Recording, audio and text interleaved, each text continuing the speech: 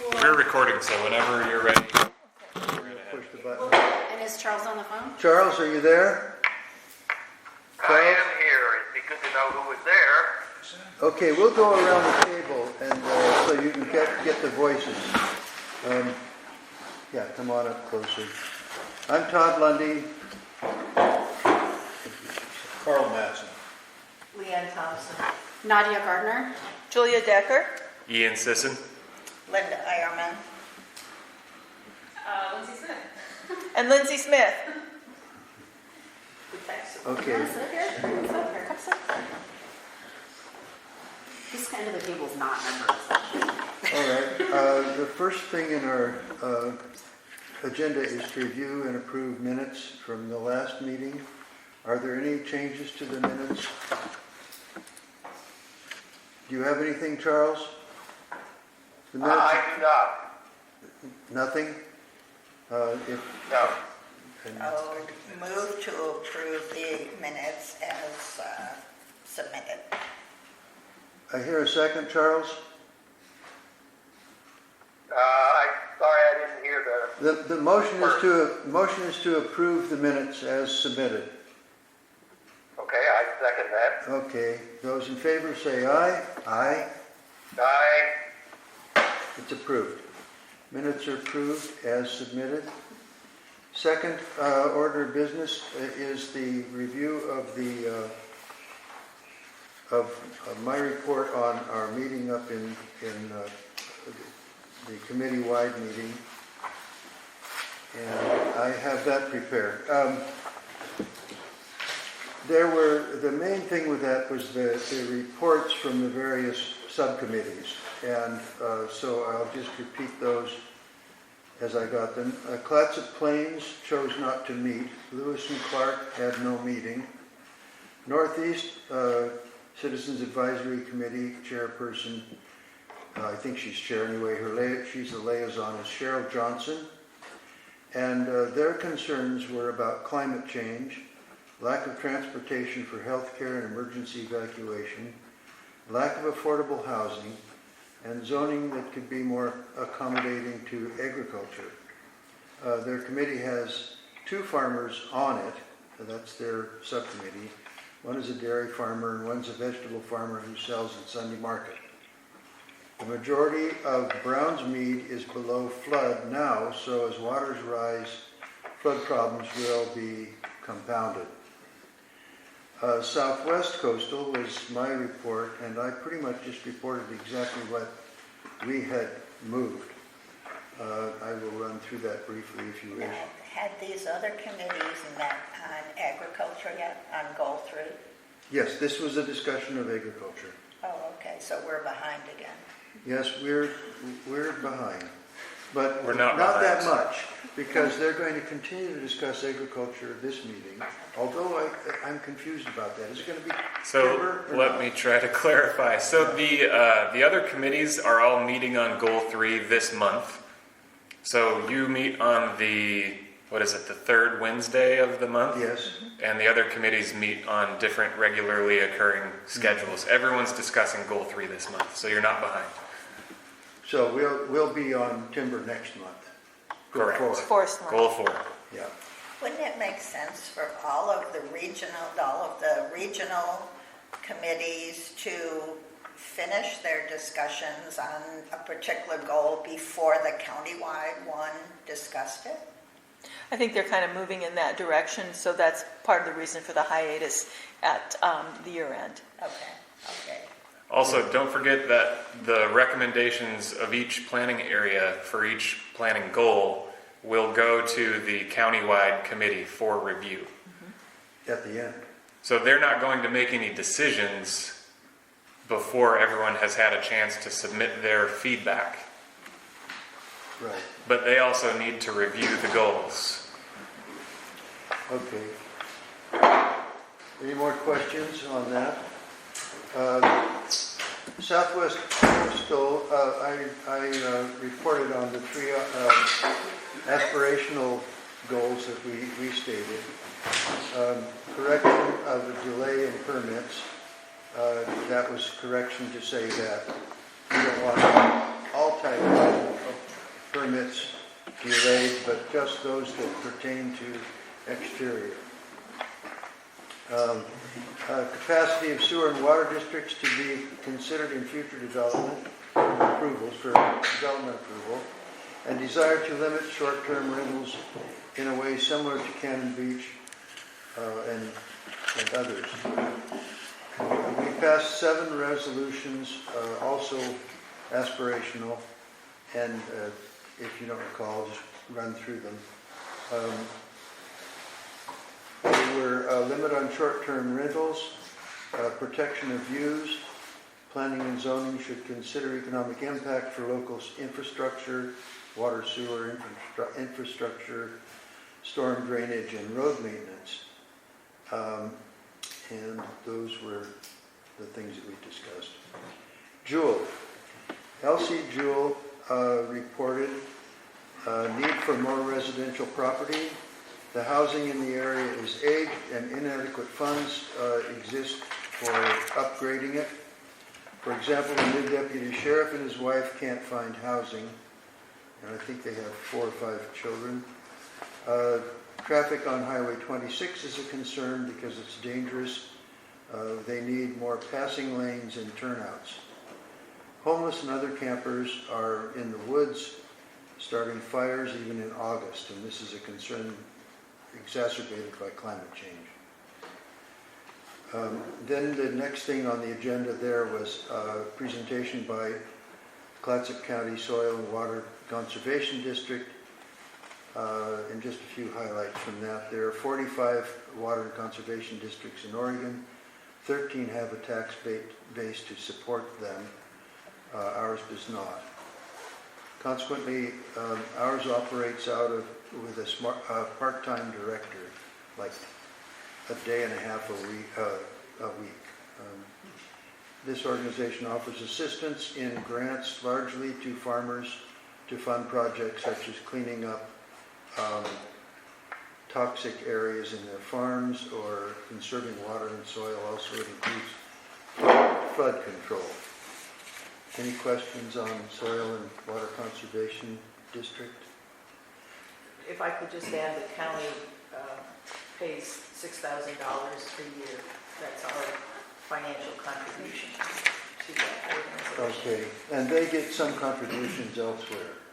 They are very good at looking for grants. Yes. All I'm saying is, they, as you pointed out quite accurately, they don't have a tax base. County support is really minimal. Uh-huh. $6,000 a year isn't much. Okay, that's good to know. Then in the discussion, is this going on too long? Are you all interested in this? It was about agriculture, so since we're talking about agriculture, let's go for it. Okay. The discussion is farming, small farmers. Since 78, the size of farms in Clattson County has shrunk from 22,600 acres to 16,000 acres. In that period, we have lost about 30 large farms. There are actually more smaller farms. So the net number of farms has actually increased, I think we saw in our documents. One local farmer attended, and he had a lot to say. He offered insights into being a small farmer.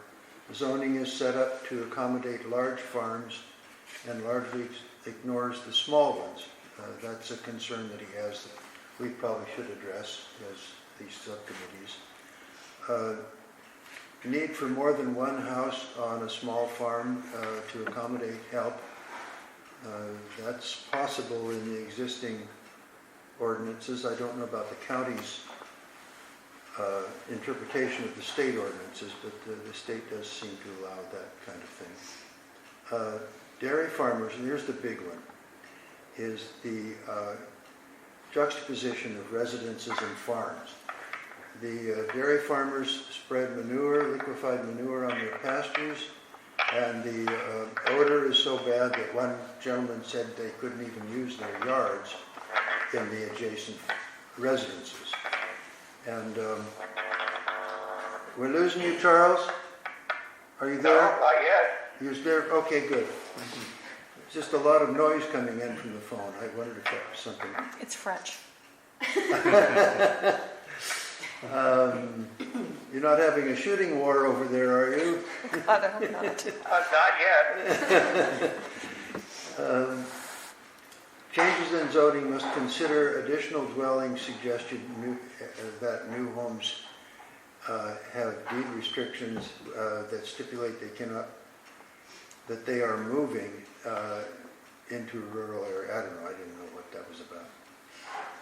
Some pointed out that animal fertilizers can be broken down with purchased enzymes to reduce the smell, but that adds $1,000 per year for the average dairy farm. Cheryl from Northwest, this is mainly pertaining to Northwest, by the way, though there are dairy farms Northeast, and there are dairy farms in other parts of the county as well. That the proposed land use to protect agricultural land, of course that's the object of it. The question of how to support small farms was reiterated. Let's see.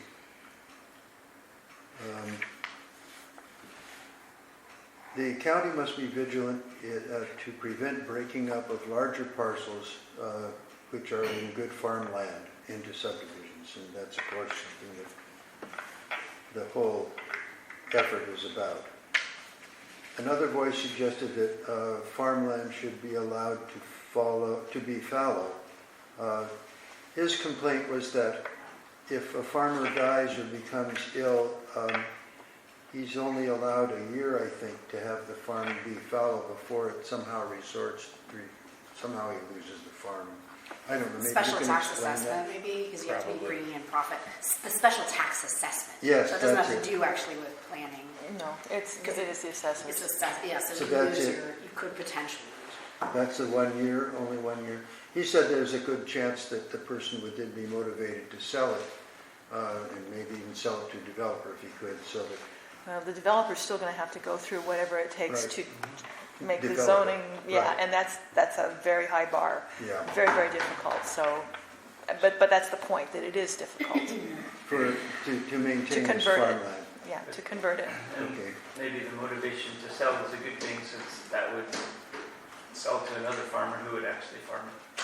Right. I don't know if any of you have met Brady Gert before, but I invited Brady to be here today. Brady is a farmer just really up the road from you. He's outside of this planning area, but he's up off of Bierman Creek, and he is a small farmer doing a lot of big things. And so Brady is here to chat with you today and be a resource for you with your Goal 3 discussion. Great. So anyway, and some other people came in, and so Charles doesn't know who's in the room. We should probably add. Yeah, He let's, knows us. Oh, okay, so he knows you're here. well, we were there, they were there. Right. Okay. Brady, you want to just, did you get Brady's name, Charles? I did not. Say your name so that he knows. what- Brady Gert, Spell the last name. G-I-R-T. G-R-T. It's good for a farmer. It's almost like dirt. You hear that all the time, don't you? Yeah.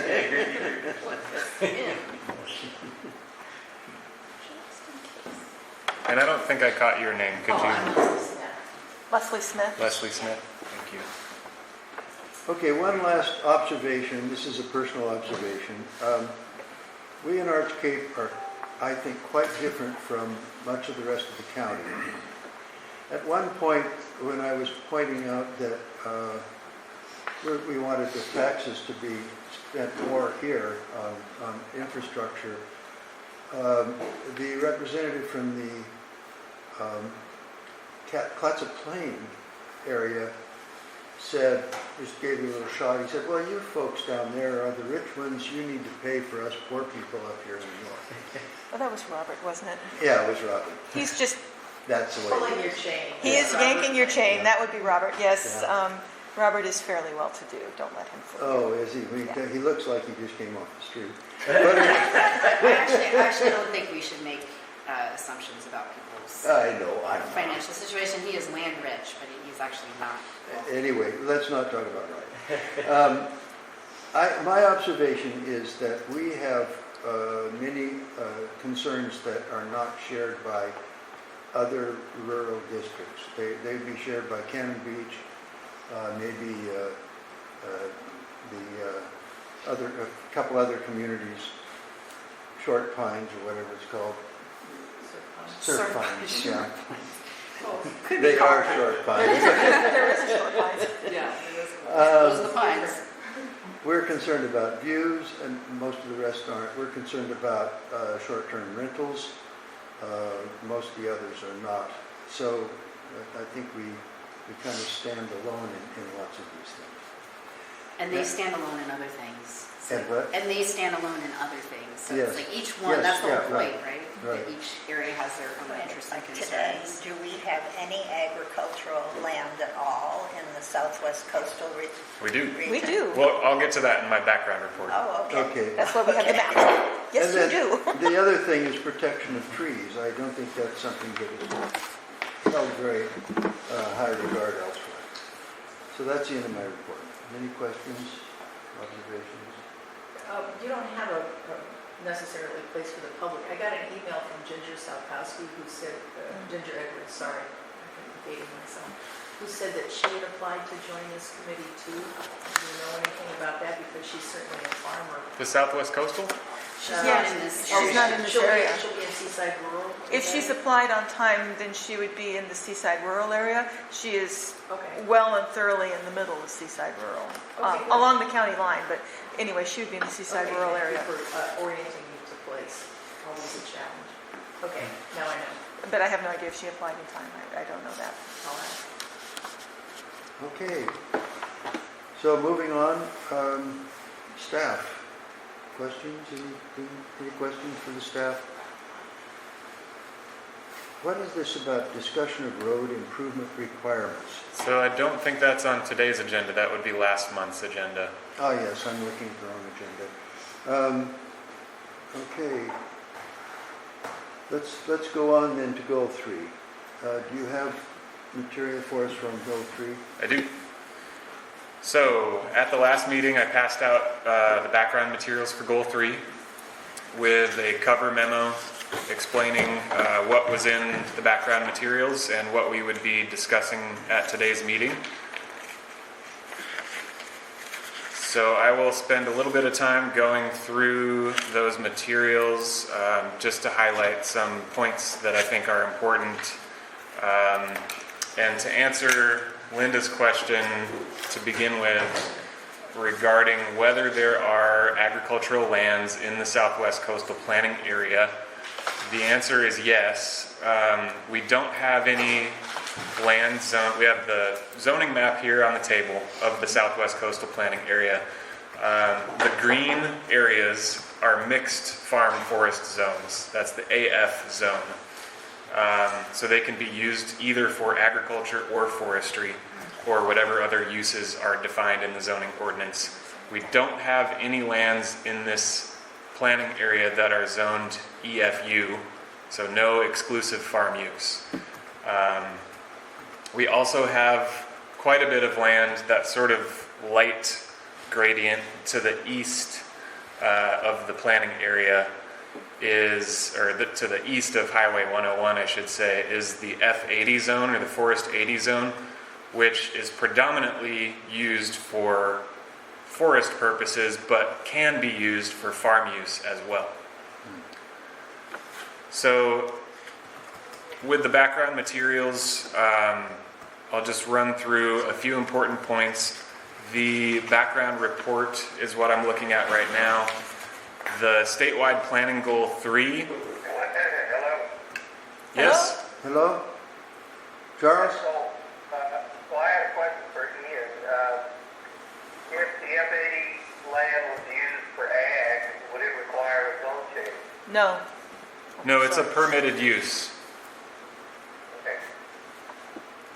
So the AF and the F80 zones both allow farming. So statewide planning goal 3 is agricultural lands. The goal is to preserve and maintain agricultural lands. agricultural lands shall be preserved and maintained for farm use consistent with existing and future needs for agricultural products, forest and open space, and with the state's agricultural land use policy expressed in ORS 215.243 and 215.700. On the top right of the first page in the background report, there is some more information about the Oregon Revised Statutes and the administrative rules that dictate farmland protection in Oregon. Just for reference, I know that was something you were looking for at the last meeting, was references to the statutes and the rules regarding the goal. So those are listed there. As an overview of farmlands in Oregon, the statewide planning goals work to limit conversion of farm and forest land to other uses and to limit conflicts for these uses. In order to limit conflicts, counties are required to apply strict zoning to farm and forest lands that permit only uses that will sustainably coexist with the farming and forestry activities around them. In Clattson County, we have remained relatively stable since 1978, with the overall total acreage of farmland and average size of farms in general has declined.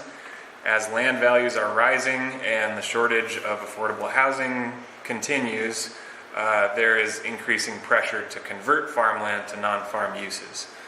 Also noted in these materials is the use of farmland, not necessarily physical development, but the use of farmland for non-farm uses, which is increasingly popular with things like agritourism and finding ways for farmland owners to generate supplemental income. One question on that, isn't that considered a farm use though? It's considered related. It needs to be incidental and subordinate to farm use. I don't think it's actually listed as a farm use, though, in the statute. Thought it was. Is that, pardon me, Mr. Chair, are we having a bucket list of proposed changes?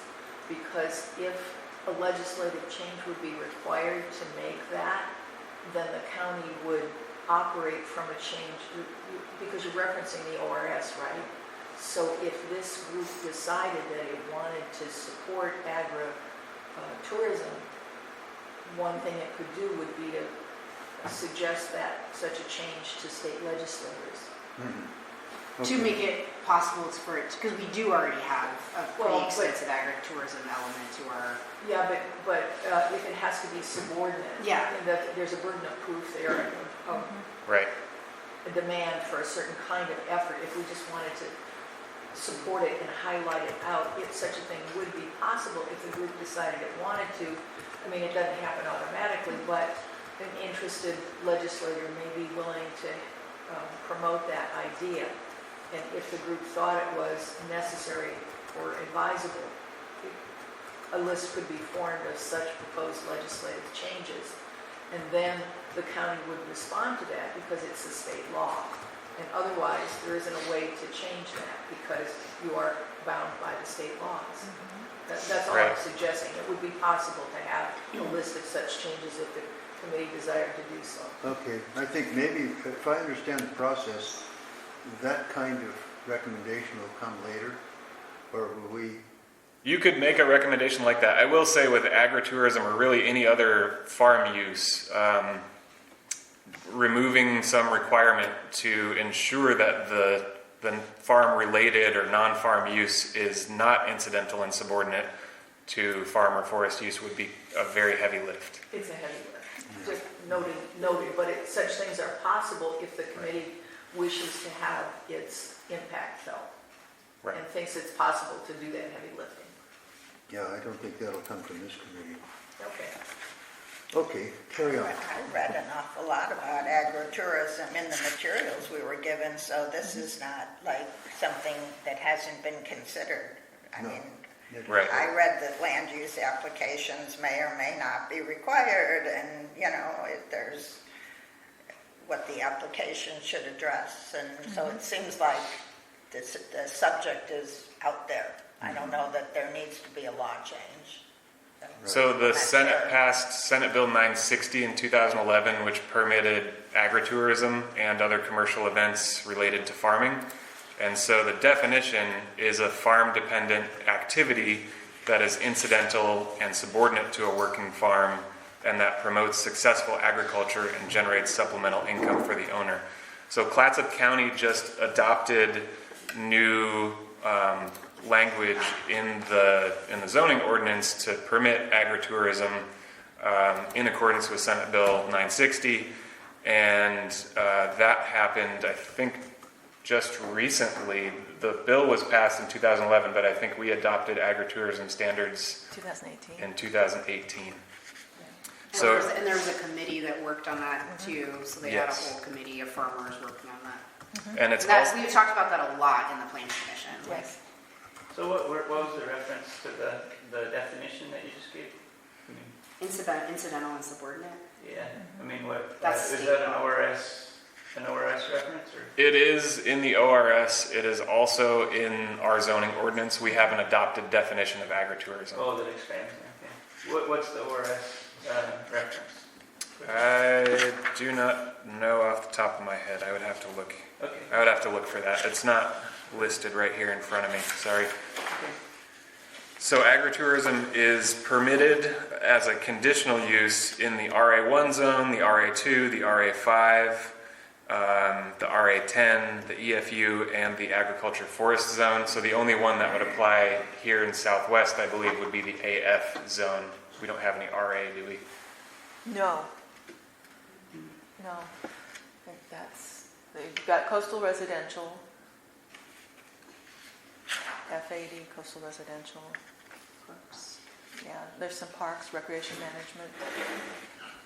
But no rural. No RA. So just the AF zone here in the Southwest would allow agritourism. So some frequently asked questions about farmland. What is farmland? Statewide Planning Goal 3 defines agricultural land using soil types as well as some other factors. It's predominantly soil types and whether those soils are capable of agricultural production. Those are protected under Goal 3 and usually protected with exclusive farm use zoning. Some of the threats to farmland include residential development encroaching and the conflicts that start to happen can be disruptive in such a way that it makes farming more expensive or more difficult. And so this is where we see things like right to farm ordinances, which would require if someone is building a dwelling on farmland that they record a deed restriction on their property, basically stating that they won't complain about normal farming practices. Mm-hmm. So if it's a smelly fertilizer or a piece of loud machinery or something like that, the farm has the right to use those things, and the resident of the dwelling would not have the right to sue that landowner. They can complain. They just They can can't complain. sue. Right. I've seen that on properties in Columbia County pretty extensively, where you're just not allowed to file a lawsuit.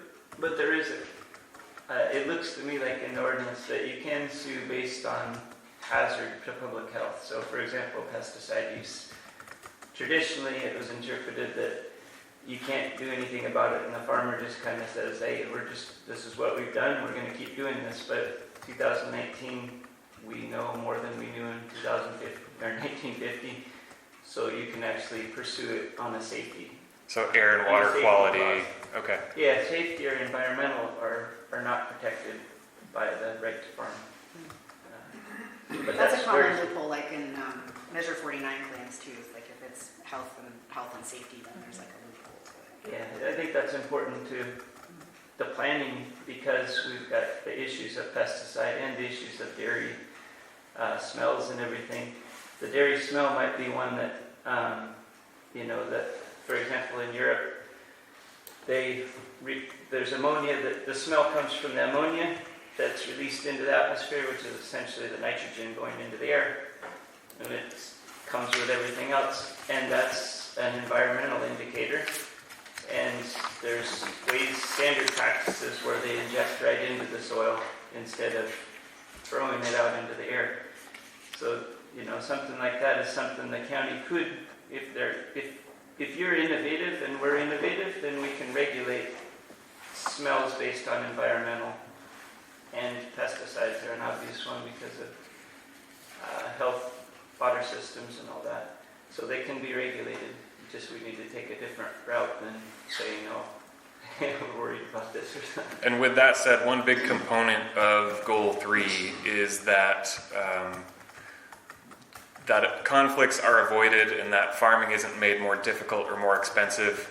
A lot of the uses, conditional uses in particular in the EFU zone, require us to make a finding that a proposed use will not significantly increase the cost of accepted farming practices. So Wow, that's pretty, it's a difficult finding to Yeah. make. But there are some examples here in the FAQ about how that can happen and sort of the ripple effect of, say, residential development adjacent to farming, driving up land prices, making suppliers die off, so your feed stores are going away and you don't have equipment repair shops, and so there can be a cumulative effect over time that makes farming more difficult, more expensive to do. So Ian, if I may, Mr. Chair, the Soil and Water Conservation District, rather than just enforcing regulation, works to promote understanding and resolving conflicts. So the model is that we work together, but we don't hammer people. And that's what the USDA or the Oregon Department of Agriculture has seen as an effective model in supporting change. So there's a difference between demanding change through a regulation and supporting change through good neighbor supported negotiations and I want to say positive impacts. I mean, because if the Soil and Water Conservation District model were broadened and strengthened, then the conflicts could be reduced, because an argument can be made on the other side that Roundup should be outlawed because that's, an herbicide that causes cancer. extremely negative. But all I'm saying is lots of people are using lots of things that don't work well, and we can either fight about it or we can find a way to work together to get better practices that both support agriculture and the livability of the planet. Just putting in people's minds, since we're in Southwest, I think this group can make comment on the larger picture, but in Southwest, just to note that a lot of us who live here have mini farms on our properties, but also chickens. So I have chickens, and just knowing that some cities have made a lot of rules around chickens from a noise and also a smell perspective. So even if we're not talking about EFU land and we're just talking about AF, that even there's farm uses happening already in our communities, and just to put it in your mind. So as we're just talking about this. Yeah, and it's generally a common thing to see in rural residential lands that people will have, chickens, goats, large gardens where they're producing vegetables and feeding their families and things like that. So it's... And from an emergency preparedness standpoint, we should probably all have those things in our shape. That's a good point. Community resiliency. Yeah, That's true. because we will be cut off. I think another point I wanted to make was the forest. So forestry is is regulated significantly different, but it's agriculture in the state of Oregon, and to be honest, the way forest practice is promoted in Oregon is an agricultural rather than a forest promoting way of doing it.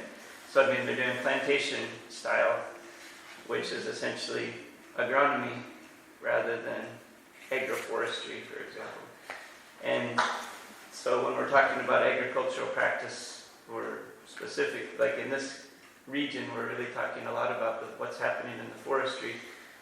And we can guide the policies, I think, even though, we've got the constraints, but in the comprehensive plan, in my opinion, we need to be designing it to create the paradigm that will guide all the practices in the county in the right directions that are more modern and progressive.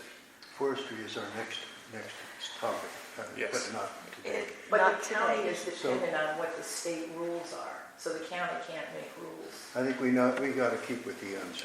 Okay, yeah, if you don't mind, I'll just finish my overview, and then the next item on the agenda is a discussion of Goal 3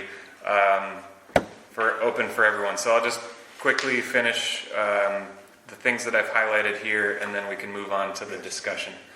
Okay, so primary components of EFU zoning, large lot sizes, predominantly large lot sizes. So here in Western Oregon, it's 80 acres. In Eastern Oregon, where you have ranch land, it's 160 acres. The EFU zones also help prevent the establishment of uses that are not compatible with agriculture. With that, in 1973, there were only 12 uses that were allowed in EFU zones, and today there are now more than 60. So the types of uses that are allowed, they vary depending on the capability of soils for agricultural production. So that's another thing that we see in our standards for reviewing conditional uses that are not explicitly farm use, such as putting a dwelling on a piece of high-value farmland or using it for agritourism or commercial activities. And so there is a test to look at the capability of the soils for agricultural production. There are also occasionally income requirements, so farm income requirements that need to be met in order to develop the land or use the land in a certain way. Moving on, Goal 3, agricultural lands. This is the statewide planning goal. That's OAR 660, Section 15. Again, the goal is to preserve and maintain agricultural lands. The implementation is through zoning applied to agricultural land, limiting uses which can have significant adverse effects on agriculture or forest lands, farm and forest uses, or accepted farming or forest practices. Counties shall establish minimum sizes for new lots or parcels in each agricultural land designation. So here in the Southwest Coastal Planning Area in the AF zone, there is an 80-acre minimum parcel size for new lots. Definitions. Agricultural land in Western Oregon is defined as land of predominantly Class 1, 2, 3, and 4 soils. With that, there are no Class 1 soils in Clatsop County. The soil classification, by the way, is identified in the Soil Capability Classification System. That is by the U.S. Soil Conservation Service.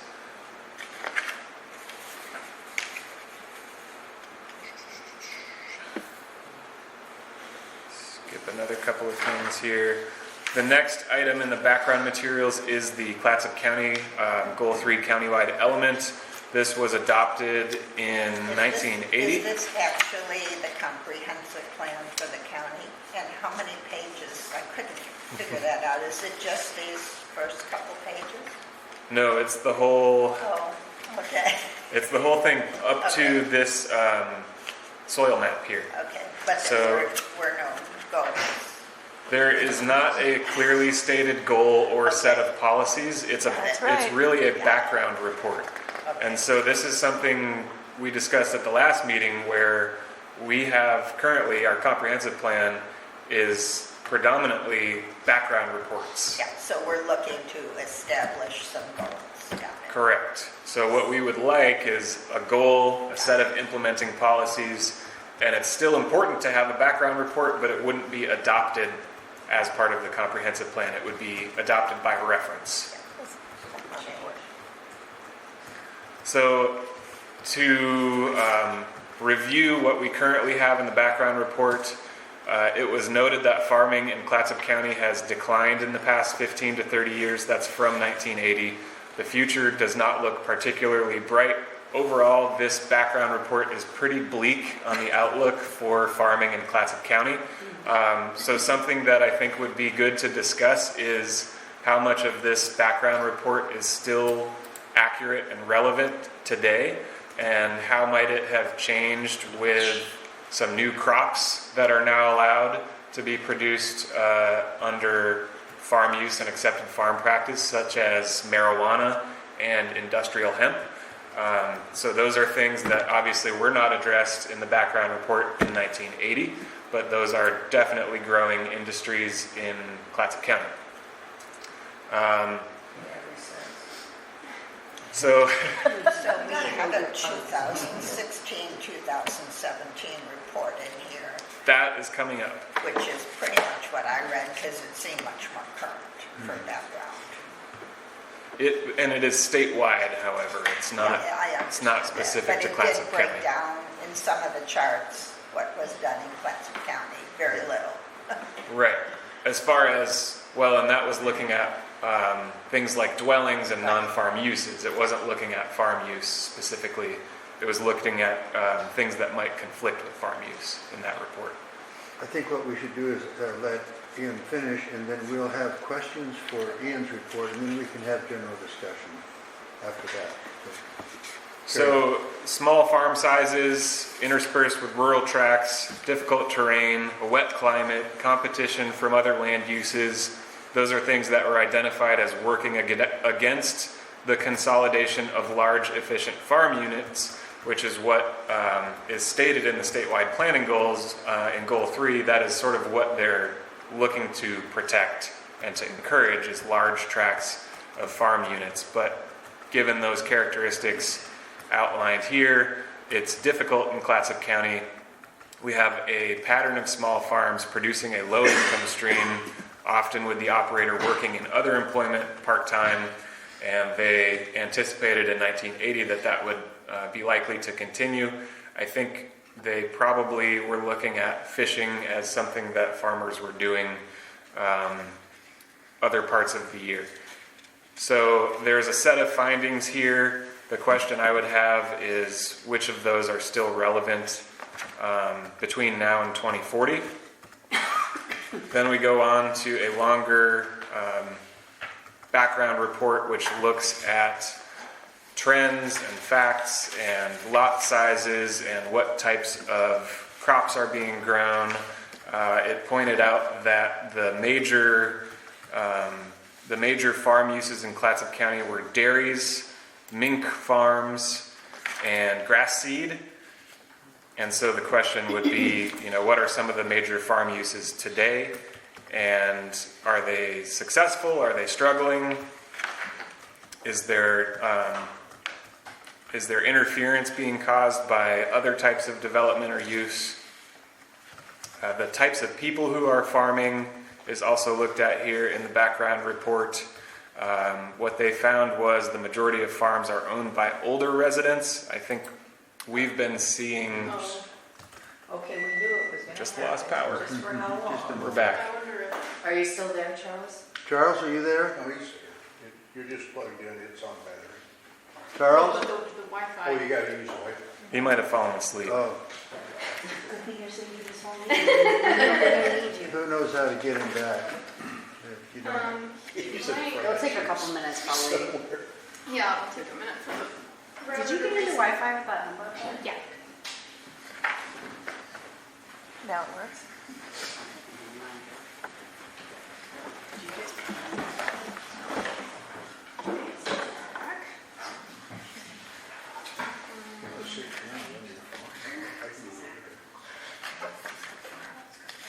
It's telling me it's wrong.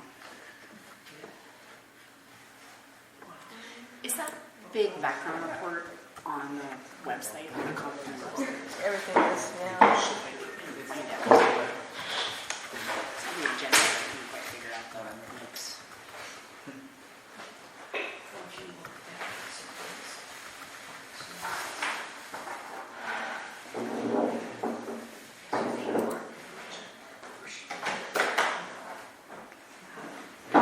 Charles, are you there?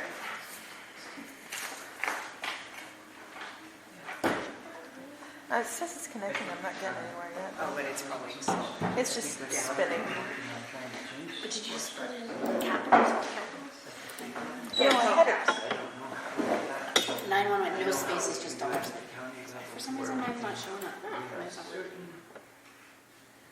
Tried on both my devices. I couldn't get that password to work. You couldn't? She got it to work for some reason. Yeah, it's I got it to work. Within the limits of What's that? CBR FPD. Yeah. AC. It says I have the wrong, well, it's still not, I guess it's not. mine says incorrect password, and it's been saying it this whole time. Enter a password. Oh, Well, perhaps this would be a good time to ask questions at the end. Do we want to wait for Charles? Yeah, we can summarize for Charles. One of the big things that. I like how efficient We it don't is. have. Well, it's that, you know, Good chair. it's that whole chair's mindset, like, I got a date, I got time, gotta move through my agenda. Anyway, did your internet connect again? did mine connect again? I don't, It no, I'm says not it's online checking the anymore. quality of your internet connection. Internet may not be available. Here's a, So I wonder if the modem itself has to be Reset. reset. It takes a minute. Well, I don't know where it is. It would be if you. I think it's in that room. No, Is it in I- that room? I think It so. is. Yeah, I didn't end up. I once saw Charles reset it by going in there. Yeah, and that's usually what it takes is the. Troubleshooting 101. Is it blocked? It is, but password, I've had it in the past. Was it the one that? Actually I know what it is. Oh, that's. That's me. Somebody's hooked up. Isn't it? Is Where it on is the table? Oh, there's your water.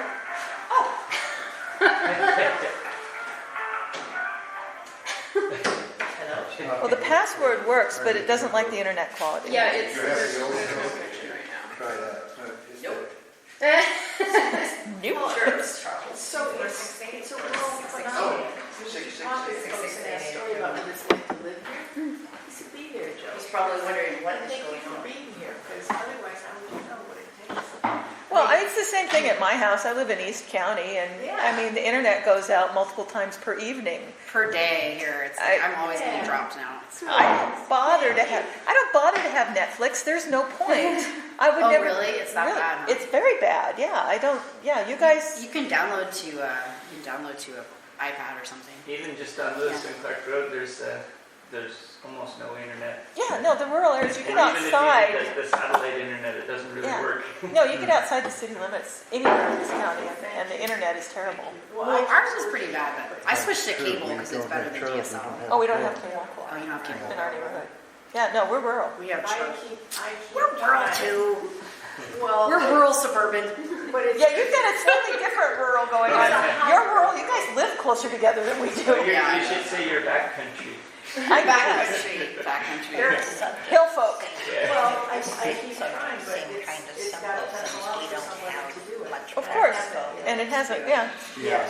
So in the meantime, I've got, satellite dish. Honestly, I mean, it's Okay. one way, it's just like water and sewer, it's one way to discourage development outside of city limits or outside of already developed areas. Like, it's not necessarily a good thing to provide services, and it's just one of those services too, it's That's like, good. That's good. we can it's do one that. of the things that slows, one reason why it's so much more expensive now for farms is because Let the real farmers. farms are getting Yeah, converted into I think so, and into they're going to come residential up with uses. a lot of concern. Well, this is why I asked Brady to come. Brady can talk about some of this very. It's right. It's 101 acres and it should soon be Yes, I'll look at the 187. chart. Do you know my partner, Mike Manzini? I met him. We were gonna have coffee sometime. Yeah, he was saying he met you. I was like, oh yeah, So what did you learn out there? Just getting started. It only closed a few months back. So, So you own the whole thing. You're gonna own the whole but yeah, with it, together with I have business partners. You're really tall. I don't really have. Are you gonna go into the? I was slouching too. No. Standard doors are 6 foot But are you 8. into I'm taller than that with shoes farm on. forestry? Is that? Well, I have a You don't strong move. interest. He is in exceptional. forest practice. Yeah. I'm a Ian soil is scientist. exceptional. Well, And for some people. like when we talk about like the forest practices act, that's one thing that I would push hard is that we need to change the priorities because the priorities all exist, but we focus on Yeah, interesting. Yeah. we don't focus on loss of soil health, which is an Big agricultural problem. priority. I just bought John Robinson produced a thing on Need to Grow. So I bought the DVD. Maybe we'll have a showing at the community club or something, or some other. Need to grow. Well, what it says is in 60, here's what I'm gonna pony up for the thing. In 60 years, all the good soil will be gone. Well, and so, okay, what do you do about that? Good job, Oh, Diane. Say it again? No dice. I'm not getting. Oh, yeah. I mean, it Well, says it's in that, but it's not here, even, here, I don't know. Uh, You first mentioned one, community first club. yeah. You're right. Brady was talking about approaches to soil yesterday. Yeah, well, and that's what this thing is about. So when I get it, I'll let you know, and we'll look for what's the right venue for it. You know, yes, okay. But the whole idea Try. that Ooh, the this is what state it has meant. this idea, this is Just class try 1 calling soil, it class 2, class 3, Yeah. class 4. But there are other soils out there that are producing if you know how to do it, which is what he was discussing. Okay. Yeah, and by one classification, our county has no prime soils because of the Oh, you rainfall. found a treasure, There's didn't you? There's, yeah, the What else constraints is of the climate.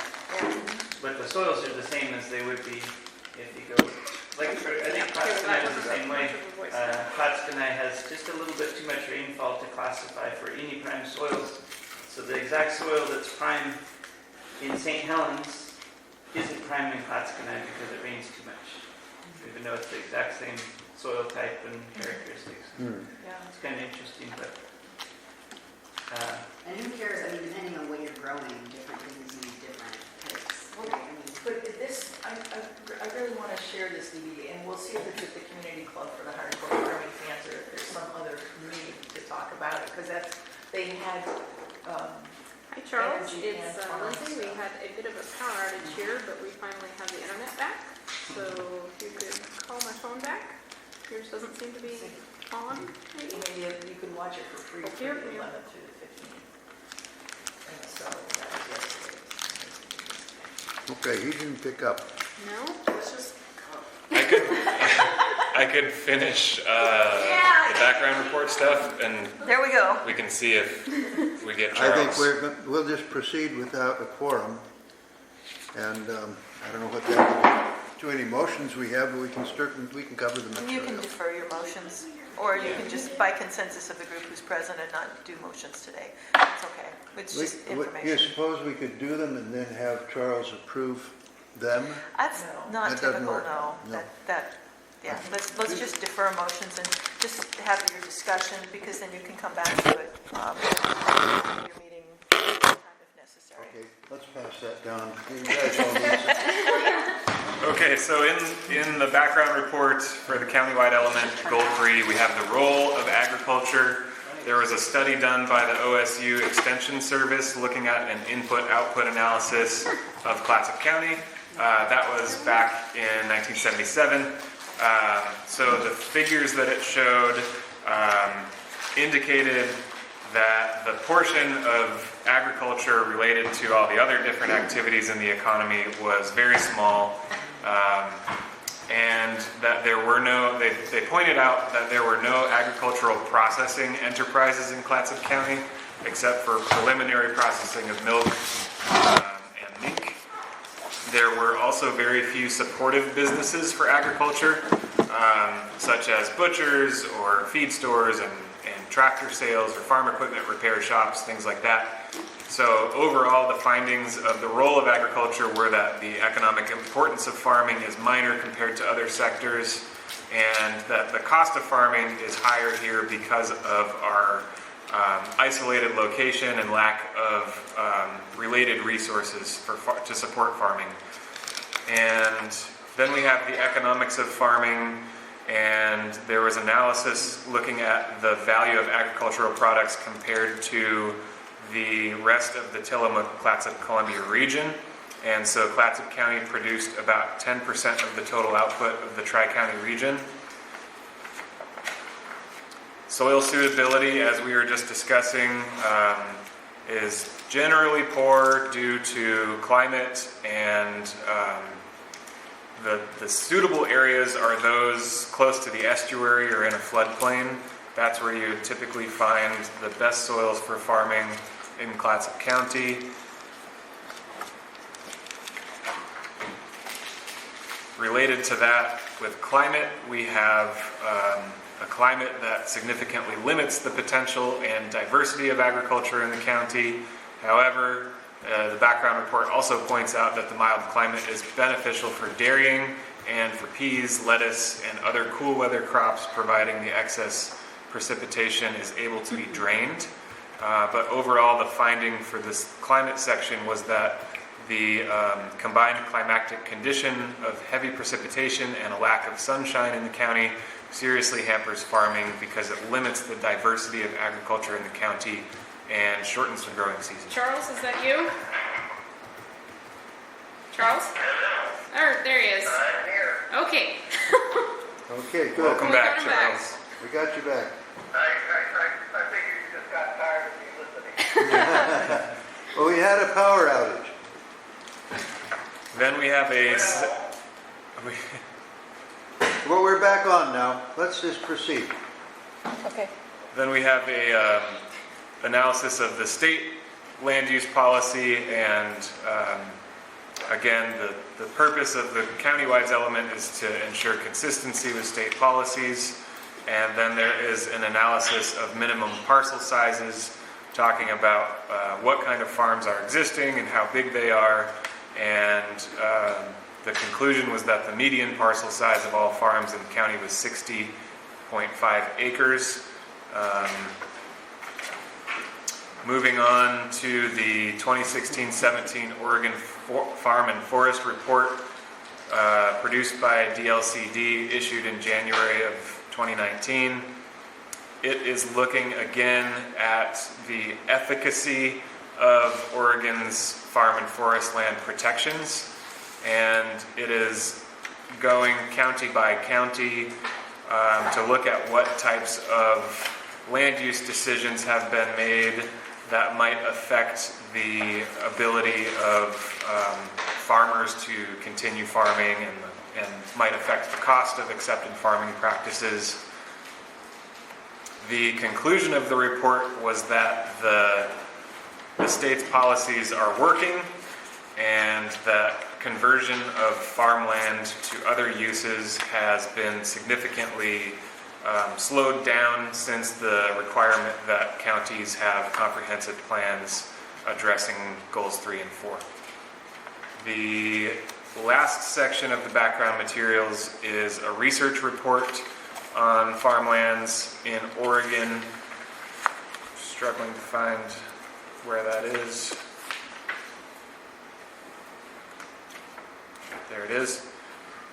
So this was issued in May of this year and has some useful information that we may be able to use for updating our background reports in Clattson County. I think that's what Linda was referring to. And so the problem statement introduced here in this report was that the preservation of agriculture and forest land is primarily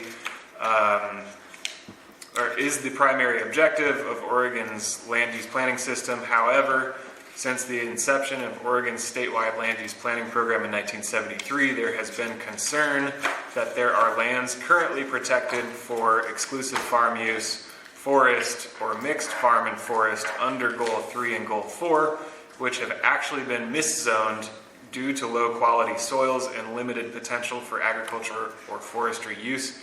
This is something I hear periodically at the planning counter or over the phone.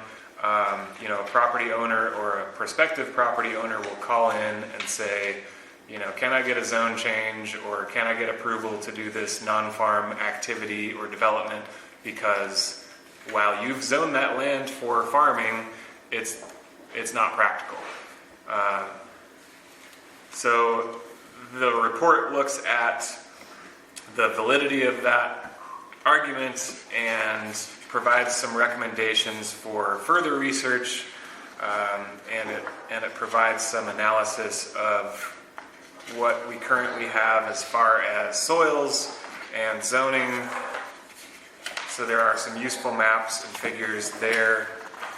The overall conclusion was to complete some additional research. Charles has an indigestion. He's buzzing in. I don't think we've got him. No, I think he's there. Are you there, Charles? Charles, are you there? I am here, yeah. All right, Oh, thank good. you. You just got a real garble for some reason. Yeah, we Yeah. did on this end too. It's French. It's a long way to trans. There were also some recommendations in this report for additional rulemaking and that DLCD provide more guidance to counties. Are there any questions on the background materials that were provided? Any questions? I have a couple.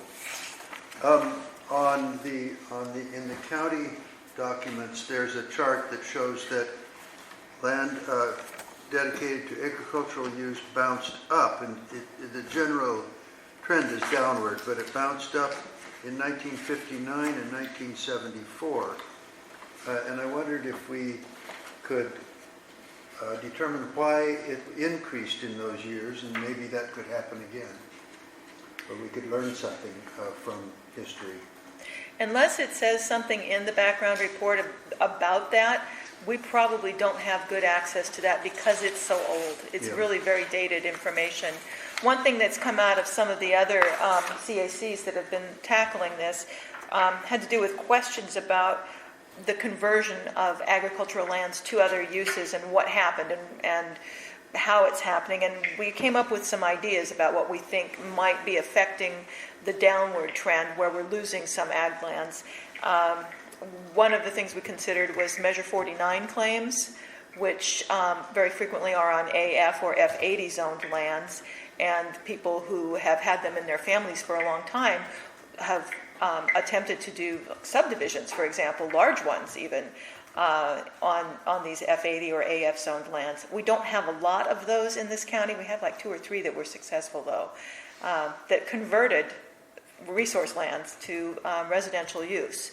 And if we go through a massive zone change, again, it opens that window for more Measure 49 claims. And it really depends on what the zone change is about, what the ordinance change does, what it opens up. So I would not expect to see that kind of wholesale change again, because the county probably isn't going to want to undertake anything like that. It's expensive and litigious, and I don't think the state wants to get caught like that again.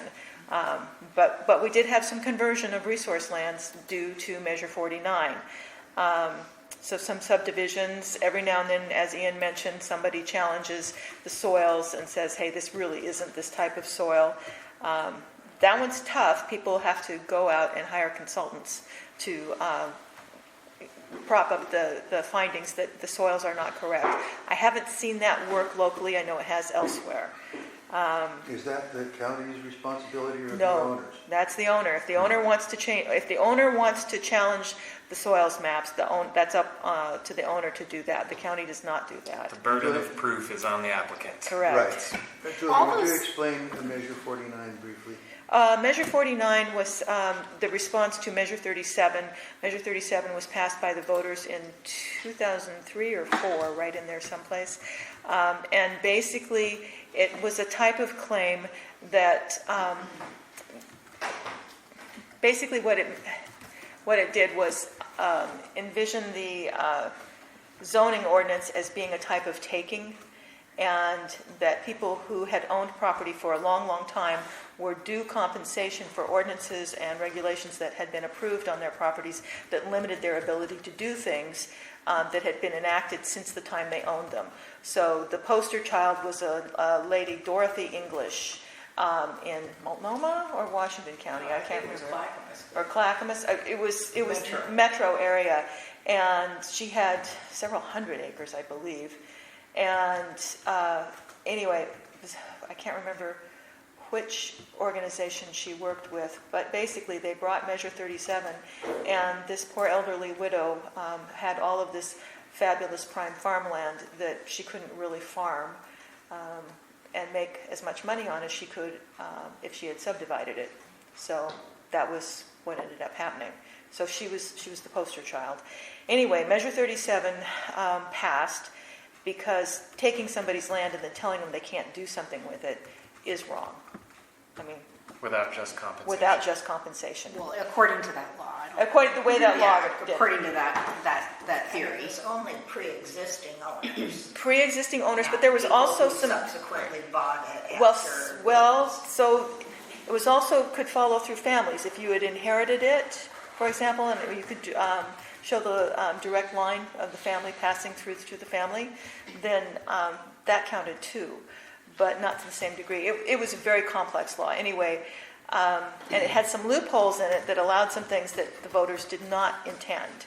And so Measure 49 was approved, and Measure 49 eliminated Measure 37, and it allowed for some things that allowed people to fast track and maybe just take 3 home sites rather than like 20 or 40 or whatever. Yeah, dialed back the number of home sites someone could establish. It was a compromise. It was a compromise, right? It was a compromise, and you do have some Measure 49 claims in this zone. Robert Turk, for example, has a Measure 49 property. I think there are probably a couple of others in this planning area, but Mr. Turk's is the one that I remember mostly because we did do a Measure 49 partition for him. So anyway, it allows the establishment of dwellings if somebody can prove that they meet all these conditions. Thank you. Those So I have a subdivisions. question as well. Yes, Charles? So how recent is this background report? The background report for Goal 3 in the countywide element was adopted in 1980. But okay. Okay, so I guess I was asking because all of the data that you presented, I assume, doesn't include anything that's happened in Clattson County with respect to marijuana farms in the past 2 or 3 years. Is that an accurate statement? Correct. Or industrial hemp, which is also newly allowed. The land south of Astoria, that's like all those subdivisions that are out among farms, like were those, like Lewis and Clark, like the beginning of Lewis and Clark, like around the Nettle Grange, like as you go towards the Nettle Grange and stuff, like there's all those The subdivisions. ASMO, are you talking about like the ASMO subdivision? I don't know what That one's a Measure 49. Oh, some of them are, yes. So because those ones seem like they historically probably were farms, and now they're giant subdivisions. Well, or there's now some of them are old. Yeah. Some of them are They're pre-1980. predated. Okay. Yeah, so you've got some of that. So where you've got like Lingstad Heights and that area up in there, that's rural community residential zoning. That's an old neighborhood, and they actually have sewer district up there. So is that a Goal 3-4 exception Exception area area, yeah. built and committed to residential And use? and it's old enough. Some of those homes up there are much older than 1980, but yeah, it's. But there's some old newer lot. subdivisions up there that I just never knew how they. So one of them is the ASMO. ASMO Yeah. for sure is one of them. Yeah. Do we have any more questions pertaining to Ian's report? I would just add that one other thing affecting the amount of farmland that we're seeing more of, I think, is loss of farmland due to estuary restoration. So there's kind of a balancing act between the benefits of estuary restoration on salmon habitat and productivity, and that obviously being a major economic share of Clatsop County's activity. But a lot of the time what's happening is farmland, a lot of it's used for dairying and grazing, is being, it's protected currently by dikes, and then those dikes are removed in order to restore the tidal activity. And so there was a recent project near Svensson, Bear, Marys, and Ferris Creek, where there was a tidal restoration project. And then, what was the other one recently in Youngs Bay, where they at least rezoned some farmland Is to an that aquatic Johnson? natural zone. The Johnson farm, that big one that The Planning Commission just reviewed it Water recently. district. Oh, That's Skip Hockey's cousin, is that? It was There's one that's trying to become a There was a mitigation try. bank that's been fought by the Diking district out there that they call the Johnson Farm. It's like 300 acres or something, but it hasn't succeeded yet. Nygaard did a mitigation bank on the John Day River, but that was more like spruce swamp. It wasn't farmland. I don't know whether it was ag or not. But it seems like relatively small in the county, unfortunately from my perspective. Right. Well, so we also have the extension of UGBs, of the urban growth boundaries, and like the one that just happened in Seaside where it went up the hill into the F80 zone for... For the school, yeah. The Yeah, other for stuff, the school. the other stuff's failed though. But just Right, but what I think what we see is that it is getting nibbled away. So it's in small pieces. It's like, 20 acres over here and 20 acres over there, and over time it just sort of nibbles away. So the restoration projects, they're relatively small. That extension for the school district, that's relatively small, but then you start adding them together, and after a while you've got 1,000 acres. Okay. Linda? Yeah,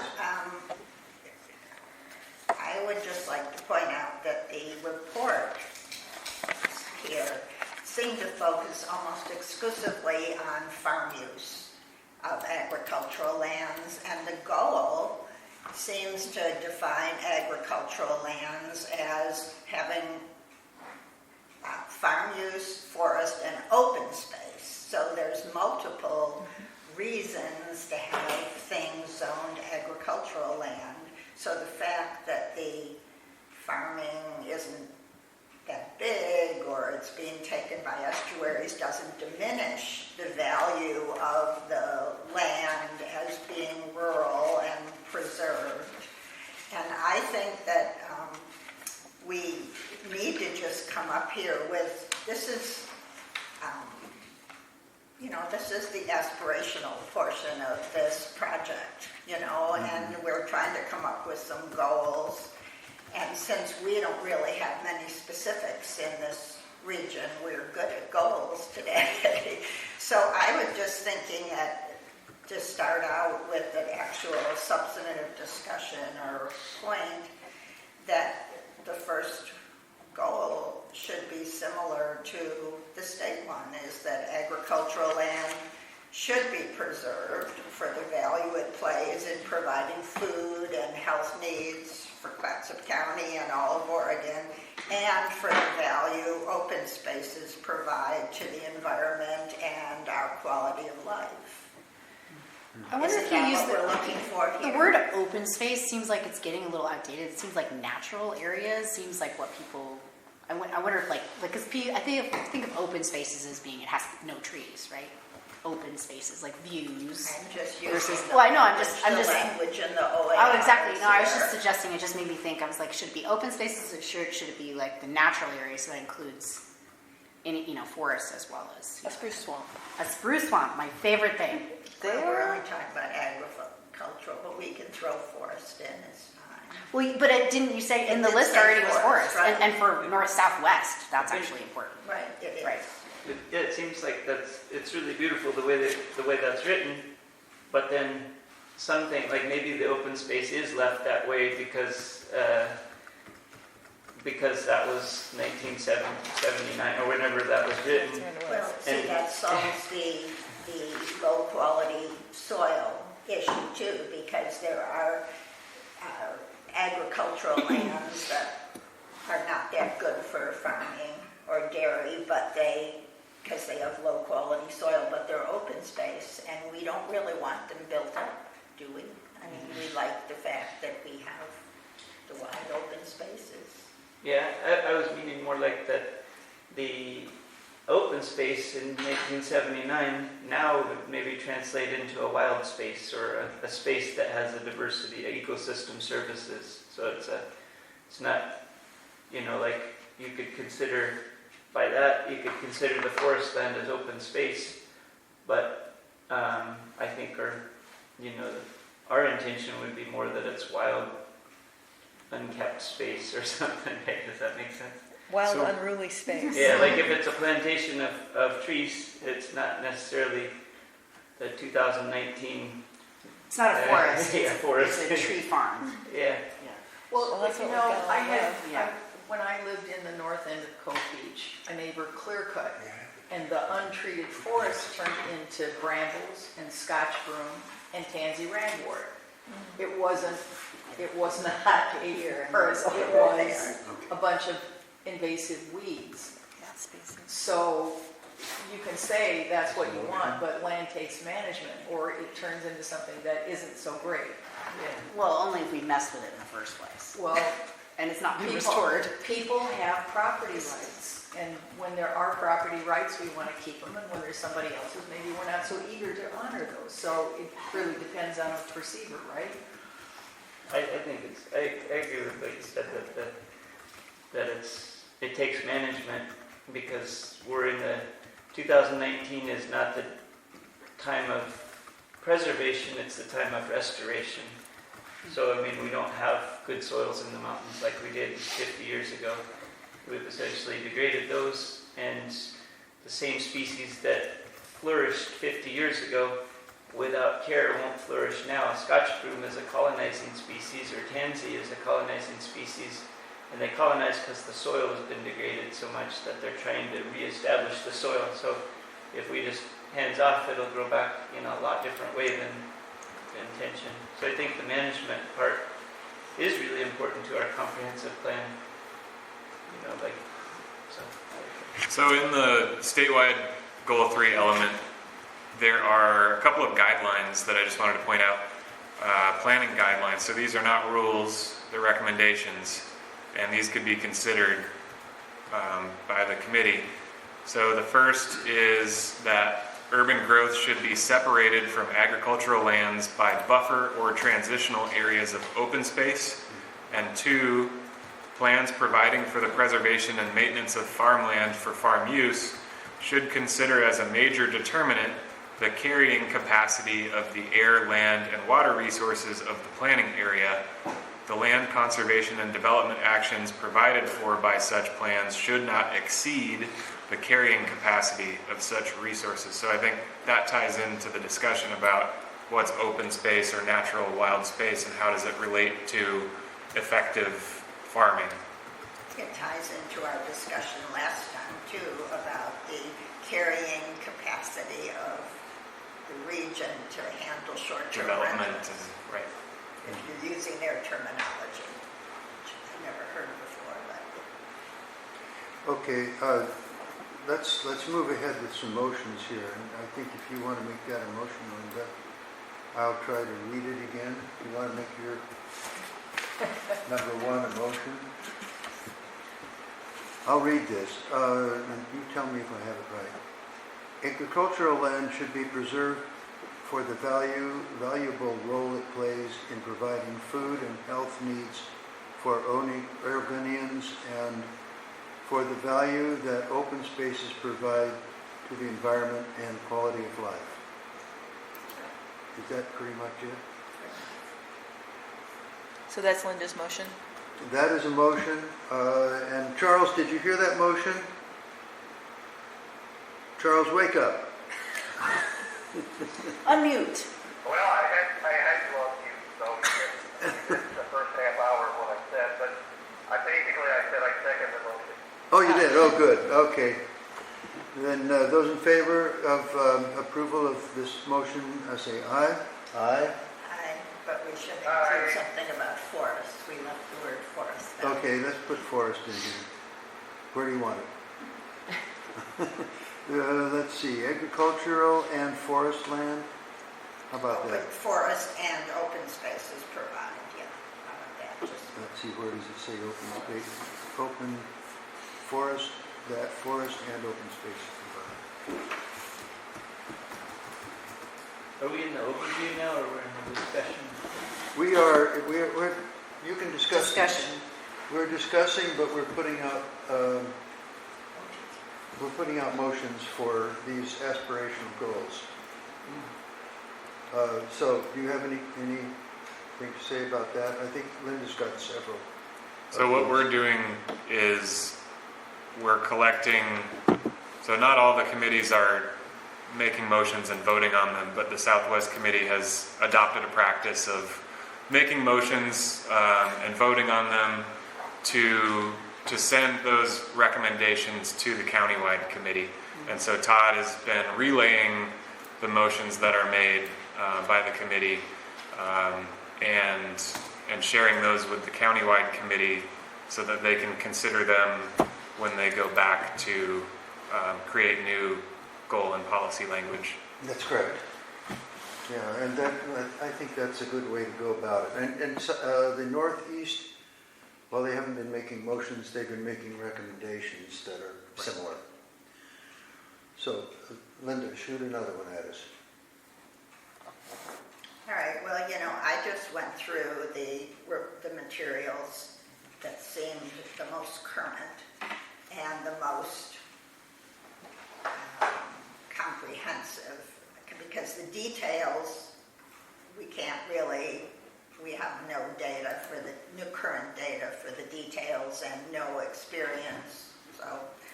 So the second one I came up with was that the county should avoid converting agricultural lands from rural to urban use or to other non-farm uses through EFU zones, limitations on non-farm uses, large minimum lot sizes, and dwelling approval standards. I don't know, but That's seems pretty like much an the goal. aspirational goal. That's goal 3, pretty much. Isn't that what the county? That's pretty close. Another way of saying the same thing the county's saying, is it? But, Your statement is pretty much what goal 3 is trying to do. yeah, well, that's. What do you guys We're think trying about, to write- and also AF, you didn't have AF in there. We're trying to write for the county what goal 3, what can be in the county plan. So if I understand correctly, what Linda's trying to do is she's looking at the statewide goal 3 element and making sure that our new comp plan Right. language Right. is consistent with the statewide language. And Is that right? articulates the same type of things, yeah. I'm Right. not trying to, Right, let me get that. She's not trying to reinvent the No. wheel or I create don't see any something. purpose to reinvent it. Maybe on Confirming the the rural wheel. community plan, we could Well, reinvent so- things. Can I say something? Sure. So I'm on Durman Creek Road, and what I did when I set up I had a farm in Clattson on leased land, about 72 acres. That was 50% forest land, and some of it was supposed to eventually become old growth forest again, or one old growth tree there. There was some really prime farmland, some farmland that had been prime and had been farmed poorly so that the soil degraded. They planted trees on that. It became an agroecological project for me. And I have a degree in soil science and in agronomy and diversified agriculture. So I set up an organic farm, and I was experimenting with ideas in the region and looking at what everybody said, you can grow this or you can't grow this. And I never took that for as anything until I tried it. If they said you can't grow wheat, but you can grow oats. So I grew wheat for the bakery, for Blue Scorcher Bakery. The first time, you would think it might take a few years to figure out how to do it in our climate, but it's pretty simple. They do it all over Europe in similar climates. That you can grow so many things. And flax, for example, flax is the beautiful blue flowering flax seed, linseed oil, flax for fabric or for paper. So I tried growing all different kinds of crops, and I was trying to do it agroecologically, means in a way that where if you take a farm and you plop it down in the middle of this ecosystem, then the farm amplifies and regenerates the ecosystem over time rather than degrading it. So agroecology is something the Food and Agriculture Organization looks at as the best potential for global food security, and it's a region. And sorry, I'm saying a little. I don't know how much you want me to say, but I think our region is very interesting because if you look in Europe, probably the most sustainable and most amazing agricultural example in Europe might be the Carpathian Mountains, which are fairly low mountains, very similar to what we have here, and they've got millennia-old agricultural systems that have amplified the ecosystems around, that have supplied food for over 1,000 years sustainably without degrading the ecosystems. They've got forests that are just amazing. The best, although they're starting to log now, the Austrian logging companies are coming in to log forests that have been there for hundreds of years. But the point is, their system is agroecology by definition, but they're an indigenous European society. In Switzerland, it's pretty extreme. It's not really like here, or Austria. Maybe there's some places that you could compare. But in those areas, they had sustainable agriculture for 1,000 years or more.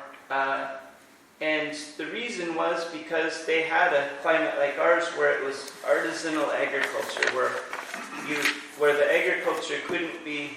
So, for example, when you have indigenous, which means indigenous agriculture would be agriculture that grows up from within instead of coming externally and plopping down and dominating. So the agriculture that tends to plop down and dominate picks the, quote, prime farmlands that are easy to farm, that are, very little moving pieces, very few moving pieces, plops down, and like California, for example, has a lot of this kind of farmland. The Willamette Valley or Skagit Valley or Eastern Washington, Eastern Oregon, Idaho. These are the types of agriculture that succeed in our past century's economy, but they're not sustainable forms of agriculture. The types of agriculture that would fit in this area are the types that naturally become sustainable forms of agriculture that function interactively with forests. And so why I was saying this is because I think the state has a view of agriculture that's based on the kind that you pull from without and plop down in, and it doesn't grow from within. And our type of agriculture, the only part that succeeds here is the type that comes in, like I said, in Clattson, where you say, okay, well, I'm going to try this and this and this, and you bring the community comes together around something, and infrastructure develops that's related to what can be done there. And over the long term, you end up with a food system, which we don't have. I mean, we essentially don't. In Clattson County, we have... Well, the reason that milk or dairy is the thing that's put up there is because that's a type of agriculture that you can plop down in the middle of an open space that grows a lot of grass or corn or whatever, and it can succeed in the economic climate. But is it that relevant to the future? We only have 2 dairy farms in the whole county. Isn't that true? We have the Cowans and we have the Dirk... Aldrich Point, Dirk Run. So we have Sepa is Dairy. Cowans.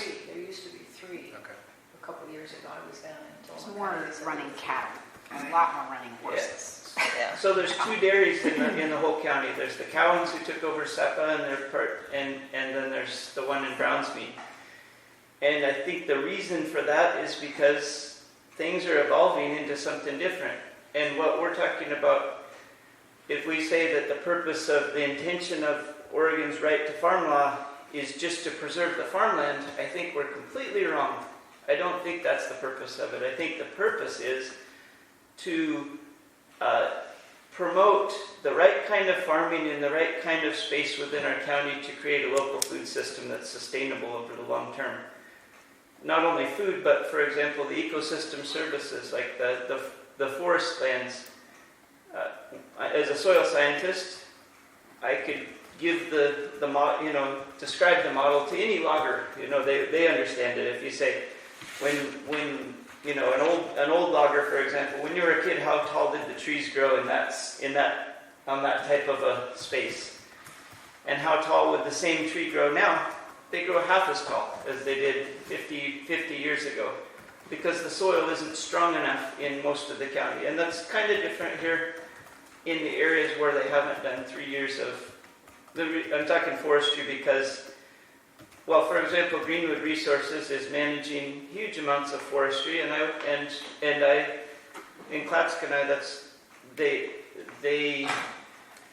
were the poplar farms in Clattson doing agricultural plantation forestry on the on 15,000 acres of farmland, and I oversaw field work for them at that time. But what they had to do was they wanted to have the exemption from forest practices. So they, as much as possible, they wanted to do their forestry without being taxed as forest practices. So they had an exemption up to 7 years, I think, and they said, well, yeah, we can grow a poplar tree in 7 to 10 years. So then they found out that they couldn't. So then they got it extended to 16 and 17 and more years under agriculture. The point is, it's a sliding, the boundary between forestry and agriculture in our county is a sliding. It's not a bright, clear line. Yeah, exactly. It's a blurry line. And all of this land, for example, we defer that for tax dollar purposes, for, an excuse, like the idea that, it has to be managed. We defer that to big forestry companies that have no stake in our communities. Another option is to look at it, to have a model similar to the Carpathian Mountains of Romania and parts of Hungary and Slovakia and Ukraine and Poland, where they've got all these massive these forests, and they've got the communities of people that are functioning sustainably within those. So I don't know, the point, I brought that up because I think we should be thinking that our county is not similar to any other county in the state. And we're not similar to Tillamook County, we're not similar to Columbia County, although there's some similarities to Columbia County, but we are unique because our agriculture has to be indigenous to succeed. And it's not the 1979 idea that the best land was on the floodplains is not necessarily true. That land now is being, like for example, 300 acres outside of Seaside is being converted back to forest along the Mechanican River because we change our ideas. Sure, that was an easy place to farm, but it wasn't necessarily as sustainable a place to farm as a higher up bench, for example, or whatever. So I wanted us, in each of the committees, I wanted everybody to think outside of the box because we don't fit in the box that Oregon puts agriculture and forestry in. When we put ourselves in that thing, we have these lines that go across the landscape where clear cuts have been made that don't match the geology. And it doesn't make any sense, but it happens because we're fitting a round peg into a square box or something. So Okay, what I hear is a possibility of a motion to be included in this, and I'll make it after we finish up the motion that's now before us, which was the motion that stated, and I think I have it correctly, please check me out, Linda. County should avoid converting agricultural land to urban uses and other non-farm uses. No, from rural to urban. Say that again. County should avoid converting agricultural lands from rural to urban use Okay. or to other non-farm uses. So, rural to urban uses or other non-farm Through uses. EFU zones, limitations on non-farm uses, large minimum lot sizes, and dwelling approval standards. Oh, I didn't get any of that. Okay, run that by me again. That next sentence. Maybe among other things. That's what I could find in the materials. For example. Please read it to me again. That last part. What I have is county should avoid converting agricultural land from rural to urban uses or other non-farm uses, period. Through EFU zones. Or other non-farm uses. To non-farm uses. Or other non-farm uses through EFU zones. Limitations on non-farm uses, large minimum lot sizes, and dwelling approval standards.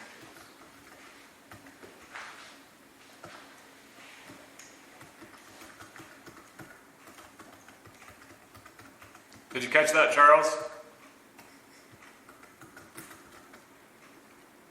Charles, wake up.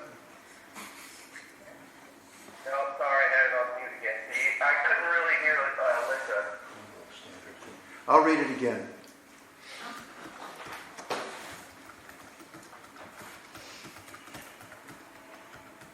Let me just get it right here. Okay.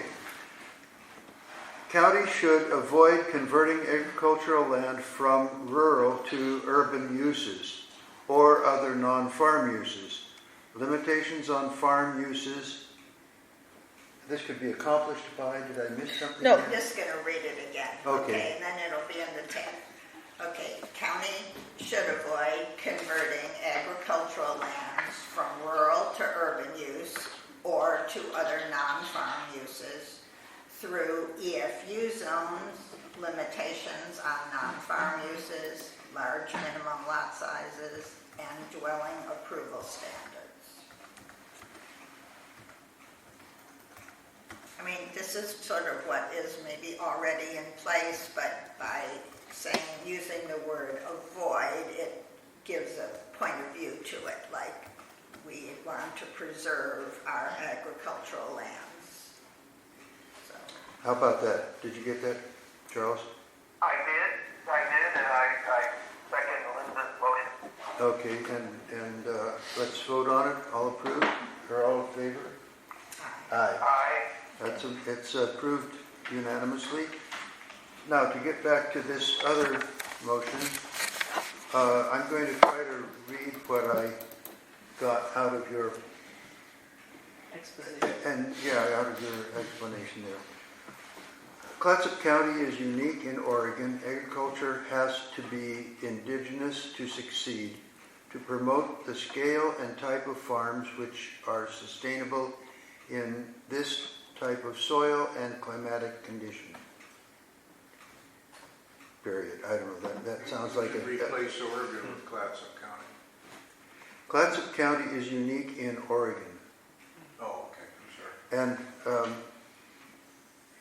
And the goal is to, I would say, and so we get a verb in there. It's always good to have a verb. So the point of both the the forestry and the farm zones is to just stop residential sprawl, right? Right. So I mean, just looking at the definition of what ag land is, and it's not just ag land; it's supposed to be forest land and open space land too. And it's the same in farmland. In forest land that it has multiple potential uses and values. And so, really what the zones are trying to do is keep as much residential development in and around cities and as much large parcels outside. And because, for any of that stuff, like part of it is just trying to keep the prices down so people can own large enough properties in order to do things efficiently and effectively. So you're able to own 100 and something acres right outside a seaside. You're very lucky because most farmers can't afford that anymore because you're right outside the seaside, because people are trying to convert that into subdivisions or at least mega McMansions on a big acreage and have horses or llamas or alpacas instead of raising food or or managing timber or other things that are so important to our society. And so it kind of helps me to understand that about the zones that, so I feel like what you're saying can still fit into kind of this more conventional framework. These are aspirational. We can address things strictly about farms too, in this. Yeah. It doesn't have to be all comprehensive. So it seems like we can have some points about farms. I had some too, like organic and sustainable farm practices should be encouraged. That seems like something I would support. Mm-hmm. Others would, And marketing farm products to local consumers should be encouraged. I mean, that sounds good. That's good for the climate. That's good for the local people. It's good for the local farmers. Yeah, these are aspirational. It's Yeah, not these are something what you're we're really going to... trying to do is get some points in here that are not, so nitty gritty. But I guess we're going to write our own community plans next time around. Okay. So that's where the nitty gritty comes in. Well, so we'll work on the large goals, the countywide stuff. So you're working a little bit outside your comfort zone right at the moment. but you bring in good things to it, Yeah. by the way. So, It helps to know nothing about the subject. It's kind of two sides. There's a purity in that. there is a purity, there we go. There's a little, like two sides to the coin. So like on the one hand, this motion is more about limiting what happens, and what I said was more about encouraging what we want to happen. So there's, like the NRCS, the Natural Resource Conservation Service, is one of the most successful USDA agricultural agencies, and they have no teeth. They don't. A farmer could go in and be talking to the soil conservationist and say, "I do this," and the worse that is being done, the more likely he is to qualify for incentives to do things better. And I think that we're going to do a lot better in creating a food system if we're focused on an outcome that is proactive rather than an outcome that's restrictive or something. So if we're focused on saying, well, like the first plan was focused on saying, we predict that it's going to be like this. This plan should be, this is our intention that it would grow in this direction. So I think that's the angle that I feel more comfortable with, the idea of deciding what we want and creating a paradigm that creates that over the next So like a 20 vision, years. and then taking that vision and saying, okay, well, how can the planning document support that? How can we incentivize this? How can we just like equip with NRCS, incentivize this With people the- doing Fits great really things. well with the point of a comprehensive plan, which is to look at where are we now, where do we want to go, and how do we get there. We just let's get that into wording so we can actually put that into what our recommendations are. Do you know where the fuse box is? Because the heaters haven't been on in a while, and I wonder if they need to be reset too. They're in there. Let me try this again. Clatsop County is unique in Oregon. Planning should encourage agriculture which is indigenous, period. The goal is to promote the scale and type of farms which are sustainable in this type of soil and climatic condition. Does that get close to it? Very, very good. Only thing on the indigenous side, it'll be misunderstood if it's just indigenous. It should, like I use that word, but most people think that means something that already exists as an artifact, and we're talking about something that develops or evolves over time. But if we just,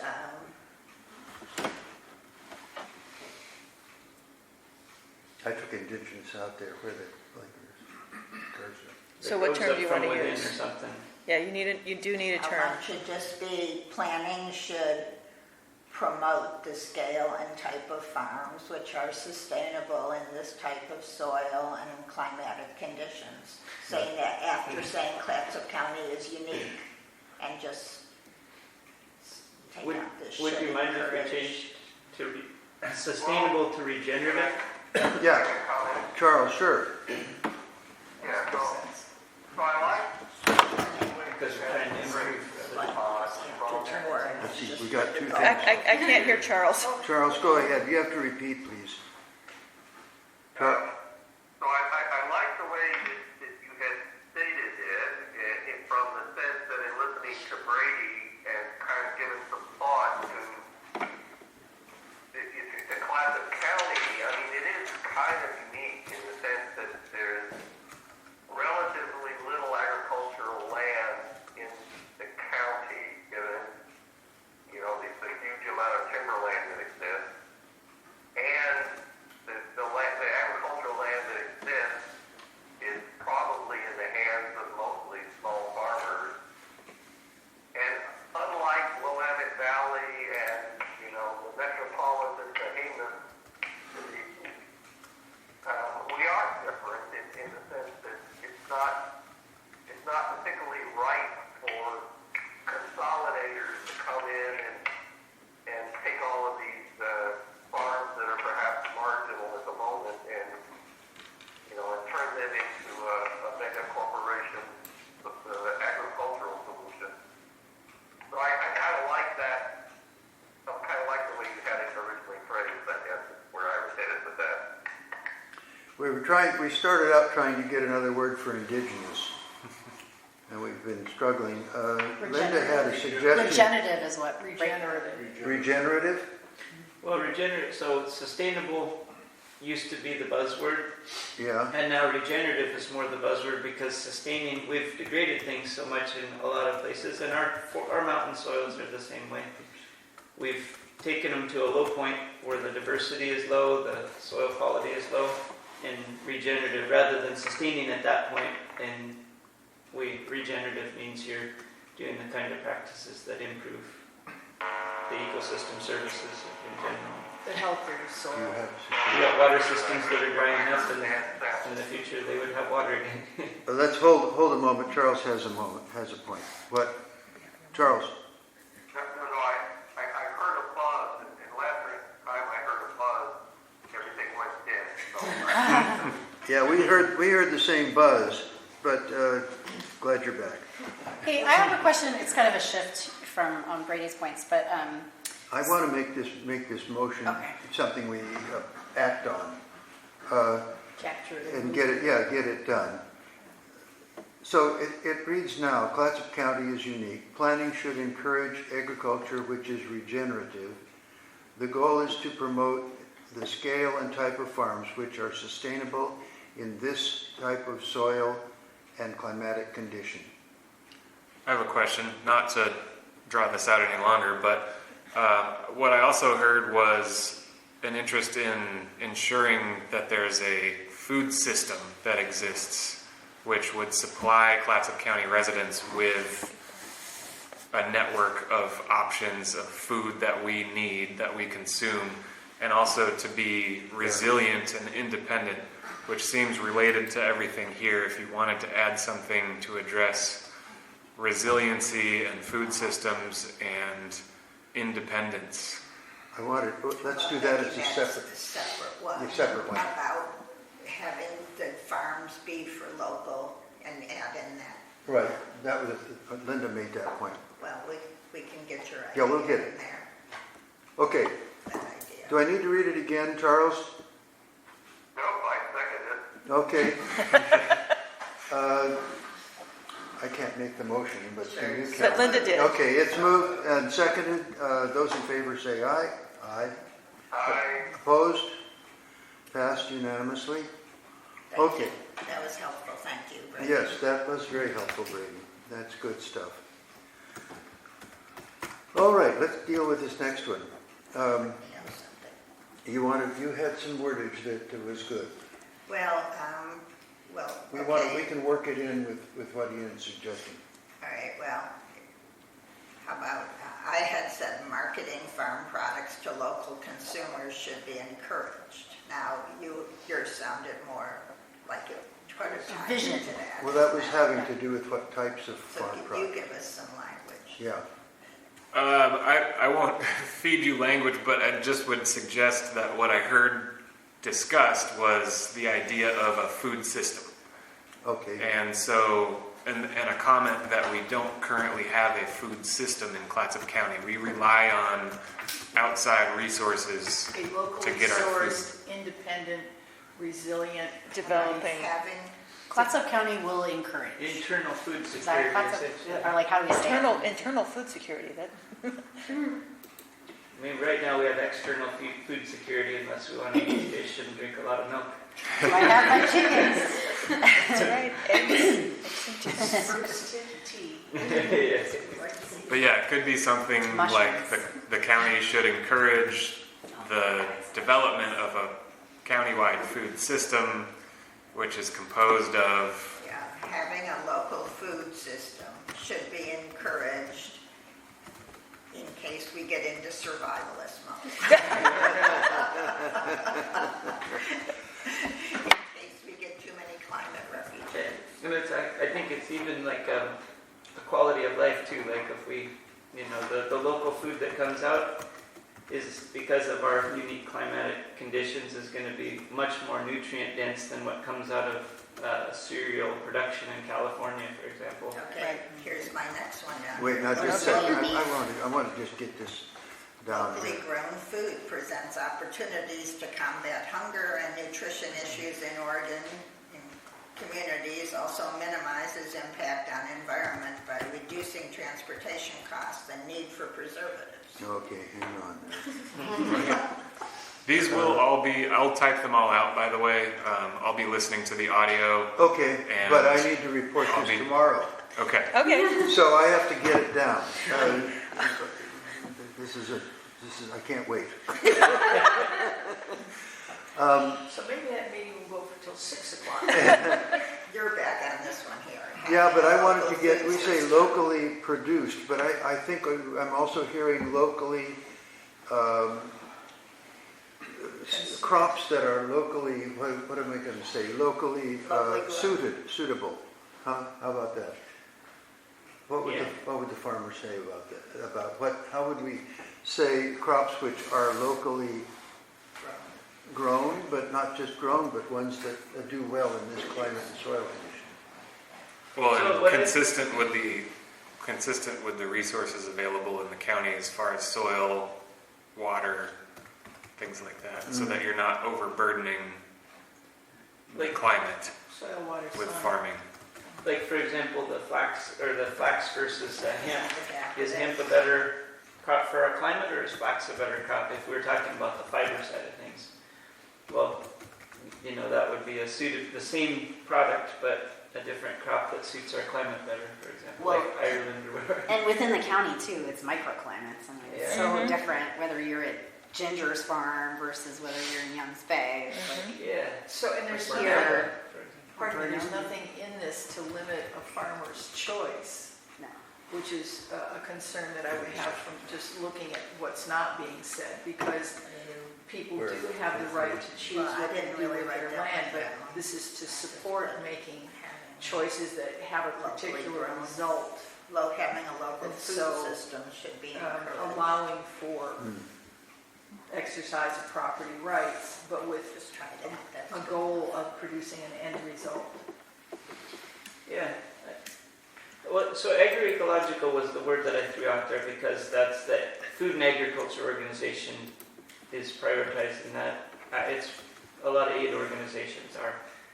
But agroecological farming practices, the only difference between conventional farming practices and agroecological is that you're pulling the ecosystem into the thing and you're putting people are a productive member of the ecosystem in agroecological. So in conventional, you hedge out the ecosystem and you sort of like you make your boundaries and you say, okay, I'm going to farm here. The ecosystem, is I'm going to fight it back all around. In agroecological, you say, I'm going to discover the ecosystem. I'm going to grow up a farming from within, and I'm going to be, a productive part within the system. So our county is very, very predisposed to agroecological farming, and the definitions are always a little ambiguous, but it's pretty simple. It's putting people back into the ecosystem instead of separating ecosystem and people, environment and people. So if I hear you, then it's well integrated. The agricultural is well integrated with the climate and soils. Yeah, and the diversity of species. Can Yeah, that was really well said. Okay, well, I'm gonna, Can I just, I just want to come back to the very practical here. So we have an affordable housing crisis in Clattson County, and our local cities down in southwest Clattson are going to push out. They're gonna start expanding their urban growth boundary, Seaside and Cannon Beach both. And Seaside already tried and failed once because of pushback from some of the farming neighbors near Beerman. And so from an aspirational standpoint, how do you balance the interest in keeping the unincorporated areas more rural and allowing for farm and forestry and this need for affordable housing? That's one of your questions here, so coming back to it, because I think it's it's a pressing thing right now. Yeah. So we need to think about, and it's definitely, Cannon Beach is in Southwest, isn't it? Yeah. No, Oh, it's not, so No, it's right, it's just right. north. But anyway, already Archcape is serving as, a bedroom community from Cannon Beach, even if we're not in the area. So, In your reference to why we do this, you didn't mention, but I'm sure you did mean it, the preservation of prime farmland. And it seems to me that the Farm answer... forests and natural areas, but yeah. No, farmland. I'm talking about agriculture here. And it seems to me that's the answer to your question. If you have prime farmland, even if it's adjacent to urban growth area, that boundary should not be expanded to include the farmland. It should go up the hill or some other direction where the farmland is not. I don't think that's necessary. Well, so I think, what you're saying is that Look at- prime farmland isn't necessarily what we should necessarily Well, be. even look at the Willamette Valley. The highest value farmland is now the viticulture. Yes, wine. You know, so the prime farmland of 1979 is much less valuable than the hillsides where the grapes are grown. And up above 500 feet, apparently, you know, the terroir is right to produce. So when we're creating a re-indigenous agriculture, the example of Romania versus the Alps. The Alps, you know, it's like you get above this line and that's just glaciers and stuff up there, you know. But in the Carpathian Mountains, like ours, especially here in Arch Cape, because, you know, like with Onion Peak and we have that very little amount of space that is like just rock outcroppings and everything. The rest of the county is all farmland, essentially. That's either forest or farm. That's why it's a blurry line. Any of the land where they produce timber is also farmland. If they're, like, for example, Fishhawk Lake, that was something that grew out of the Back to the Land movement, I guess, you know, the settled, and back in the day. Now it's a settled, and that's important to this issue. Like, the goal is to get, if we get people onto the land, that they would be a productive part of the food system and fiber, you know, like, and also stewards of the land and regenerative. But the historical effect has been that it doesn't continue to the next generation, or it doesn't continue to the next decade, and it goes into just being a residential, like a fort, you know, within the, so I think. I'm going to have to. Another one about I'm talking to encouraging my family-owned farms, so I guess that's another one. But let me read this one for the record so that it's on the tape, and then we'll talk about housing. Okay? Okay, so we have one thing at a time. Okay, so what I'm proposing is to say something to this effect. Having a local food system should be encouraged, period. Locally grown food presents opportunities to combat hunger and nutrition issues in Oregon communities, provide jobs, and also minimizes the impact on the environment by reducing transportation costs and the need for preservatives. So moved. And community resilience, like for emergency preparedness. Say again. Community resilience and supports community resilience.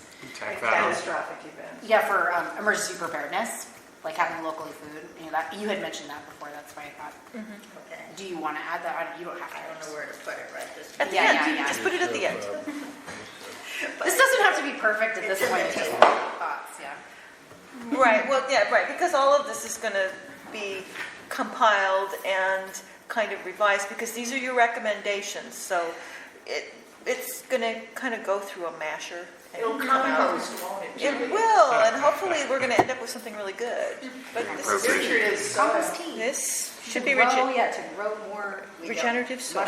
We think we're writing the comprehensive. Not Why not? writing it, but adding really good fuel to it.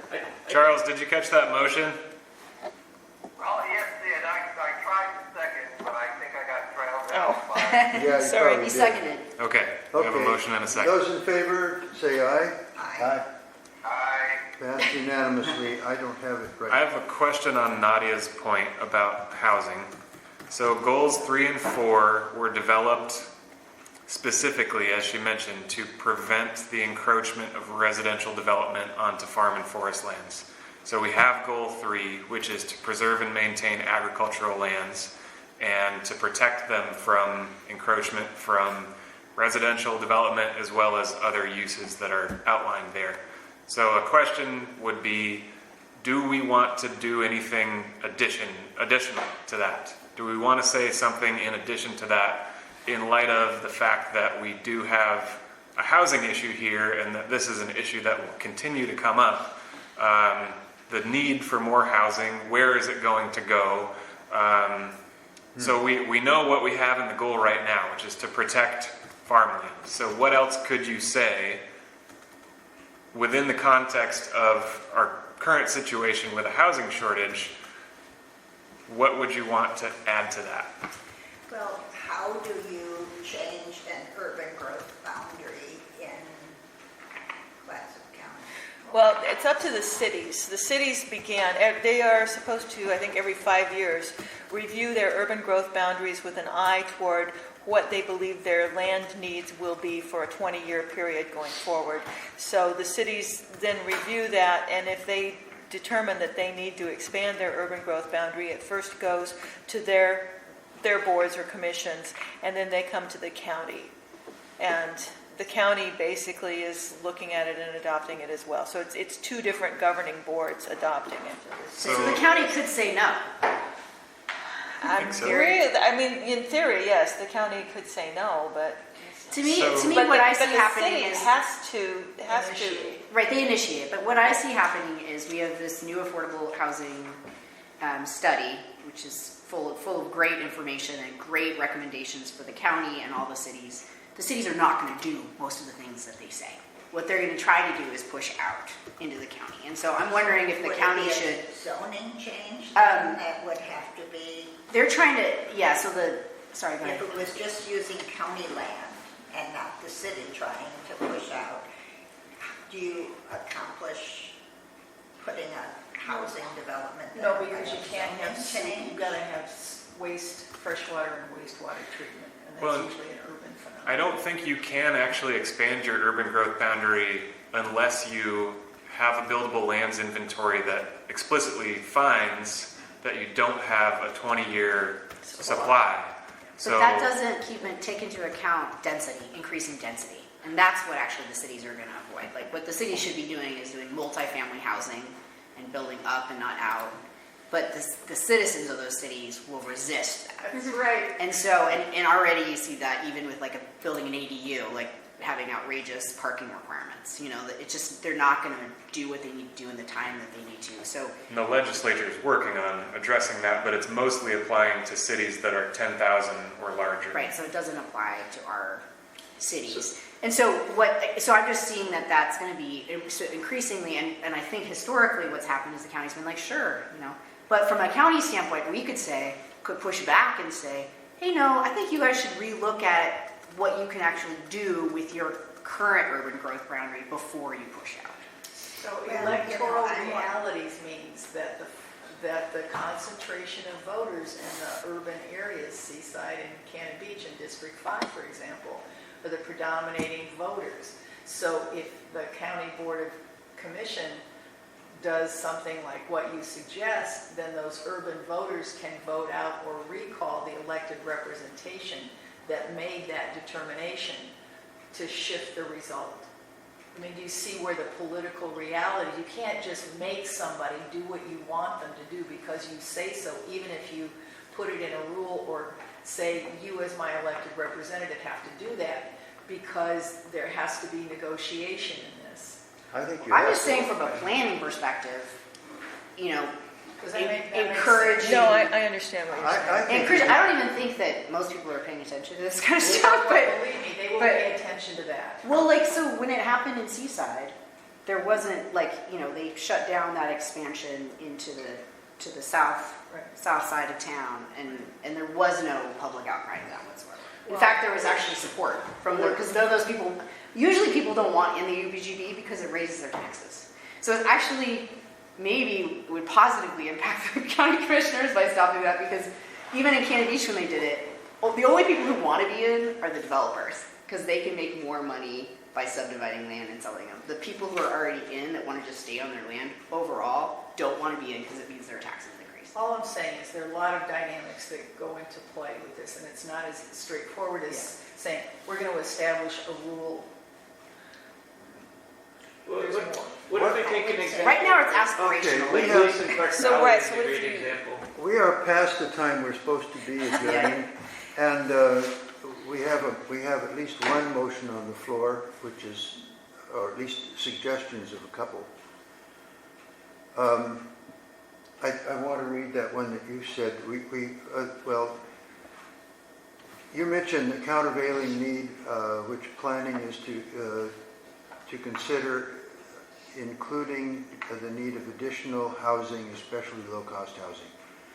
That's a countervailing situation to what we've been proposing here. Well, you know how you could do it is, to me, you would want to, if you had a need to use agricultural lands for something like housing, then I would want to encourage that the low capacity agricultural lands would be the ones that were used First. before the, I don't know the terms. But you'd want it prioritized. Yeah, sure. Yeah, you'd want to prioritize your low capacity That kind of soil lands or whatever they're called. that kind of came up yesterday out in Jewel. They were looking at if there are lands that are really marginal rather than actually truly, and they were thinking about it in terms of forestry as well. You know, maybe those are lands that would be converted first, or the ones that are so stressed that they're really not producing whatever it is that's supposed to be on them. So that was actually kind of a discussion from yesterday. I will remind you that Goal 10 is going to come up, so you don't have to solve the problem today. Goal 10 is housing. Oh, okay. So if you are looking at it and you've already had this discussion, you might keep this in your mind and your notes, and then, we'll revisit it. I don't think you're going to be able to solve it today. And goal 14 is urbanization, which Yes. will address urban growth boundaries specifically. Yes. And then those are problems. I mean, as I said earlier, the nibbling away of urban growth boundaries, I have often wondered at what point the urban growth boundaries just run into each other and there's nothing left. That's right. Yeah, And it well, that sprawls down the happens. highway too. Well, you see Yeah. Seaside and Gerhardt are like that. So Yeah. that's an example. So the agricultural goal isn't to keep people off the land, and I think that's what we're kind of shifting towards, where we're like, oh, we've got to preserve this agricultural land. It's not a museum. It's a place where we that's what fills in the local food system, is it just has to be peopled with the people who have an interest in, and so there's two housing issues, the urban housing issue versus what we're talking about today, the agricultural lands. Is our goal to keep people off of the agricultural lands, then we'll have no food system, we'll have no agriculture. At the same time, most of the people, say somebody lives in Seaside and they want to move into the countryside, usually it's because they want to do agriculture in some way, and there just doesn't happen to be an infrastructure, so it usually just kind of falls into something that doesn't contribute to a food system. The point is that I'm making, I guess, is that there's a lot of housing that needs to happen to facilitate a local food system, and it's on the land. And we're not keeping people out, we're keeping... exceptions to all these get built into. And that's where I think the first motion that Linda made would probably address that, because she has identified that we need to have standards for dwellings on farmland, which we currently do. And, it's very difficult to establish a non-farm dwelling. We get people who call all the time and say, there's this beautiful piece of property, it's in the EFU zone or it's in the AF zone, can I build my house there? And usually the first question I ask them is, will you be farming or will you be foresting? And usually the answer is no, I just want to build a really nice house and enjoy the acreage. And that's already really difficult to do, but I think it's important to have the standards there. And I think another element of what you're saying, Brady, is that maybe the minimum lot size of 80 acres right now isn't conducive to the type of farming that you're envisioning. Yeah, that ends the idea that somebody that farms should have a residential house. There's a clause in the Oregon right to farm law that and in Clattson County laws that there's farm worker housing, and the new farm worker is essentially the millennial that's been traveling all over the world learning to farm from all different kinds of apprenticeships, that comes back home and has an easy opportunity to go and to make a dwelling sufficient for to be there for their farming and farm, but they can't then sell the property as a residential property. Like right now we push everything into a residential when it's not, that actually takes land out of farming. We end up with all these little castles all over that don't farm at all. Right. Yep. I want to wrap it up. Does anybody have any kind I of... got a couple more that we didn't finish. We're going to have to continue this. Oh, They're short. Are they they're short? short. Just get them into the record. Okay. Why Get not? them in the record. Get them I in the don't see record. any more. I promise. Organic and sustainable farm projects should be encouraged. Wait, hold on. Quiet, What about that? please. No, Okay. that's my- What, say it again? Do I have that? Go ahead. Go ahead. Read. Organic and sustainable farm practices should be encouraged.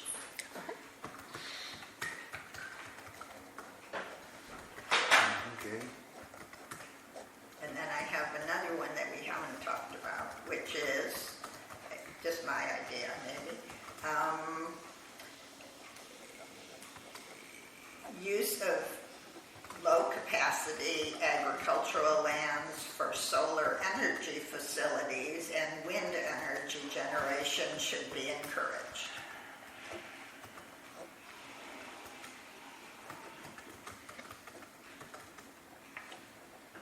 Use of low-capacity agricultural lands for solar. Use of lower capacity agricultural lands for solar energy facilities and wind energy generation should be encouraged. Or maybe the solar should be on the house as well. Yeah, you're right.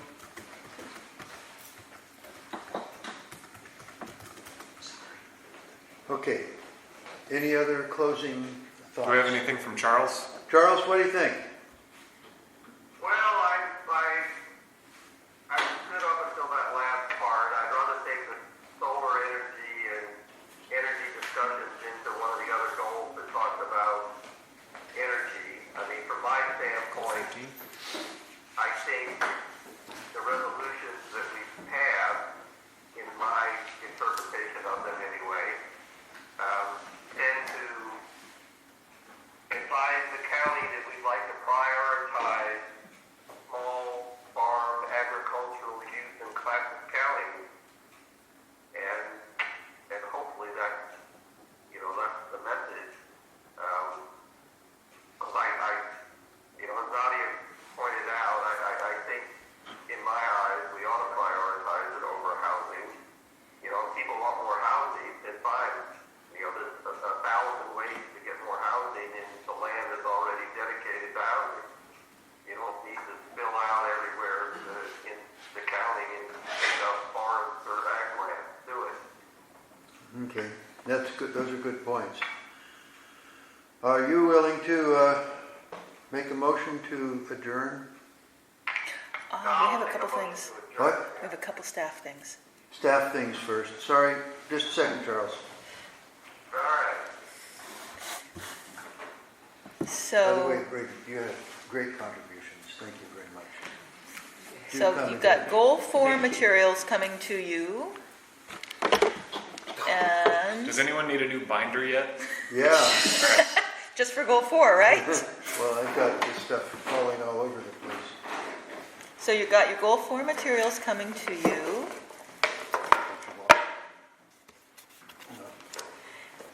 And I just wanted to let you know that the county's permitting system, the online permitting system is active, and you can look at what's going on in the neighborhood online from your own home. I'm saying there's links now. I brought this. So it's Excella, and I just printed one of these off, and I'll just give it to whomever would like it. If you, I was hoping that we would have a little bit of time. I was going to show you on somebody's laptop.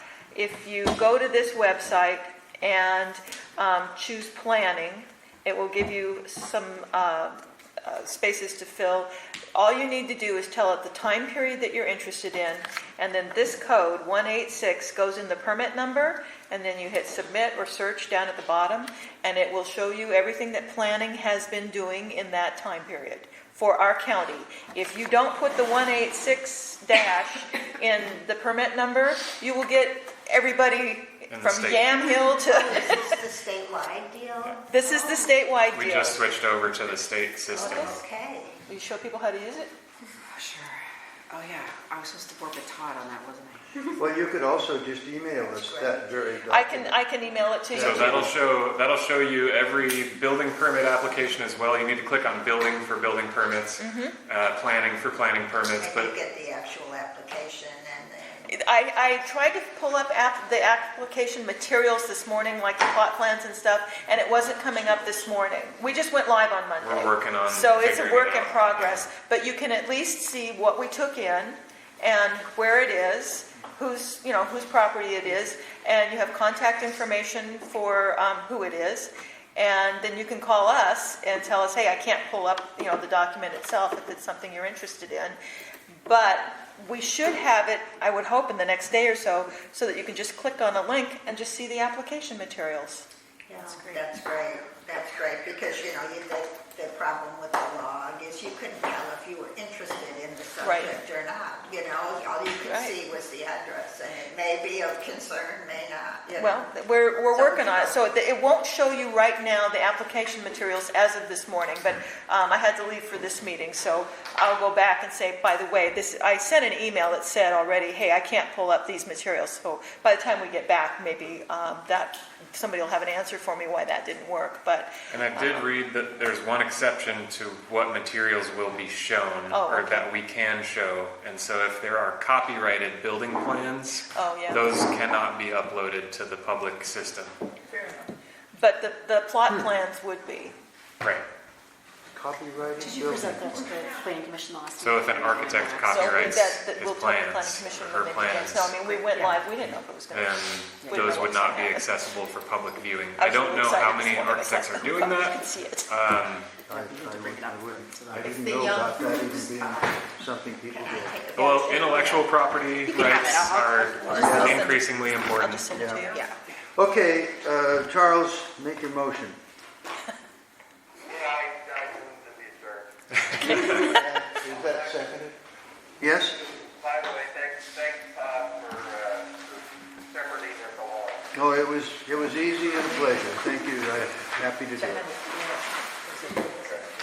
Second? Just say second. All approved? All right. We're adjourned. Thank you, everybody. Thank you very much. Thank you. Brady, thank you for coming. There's only one that came in.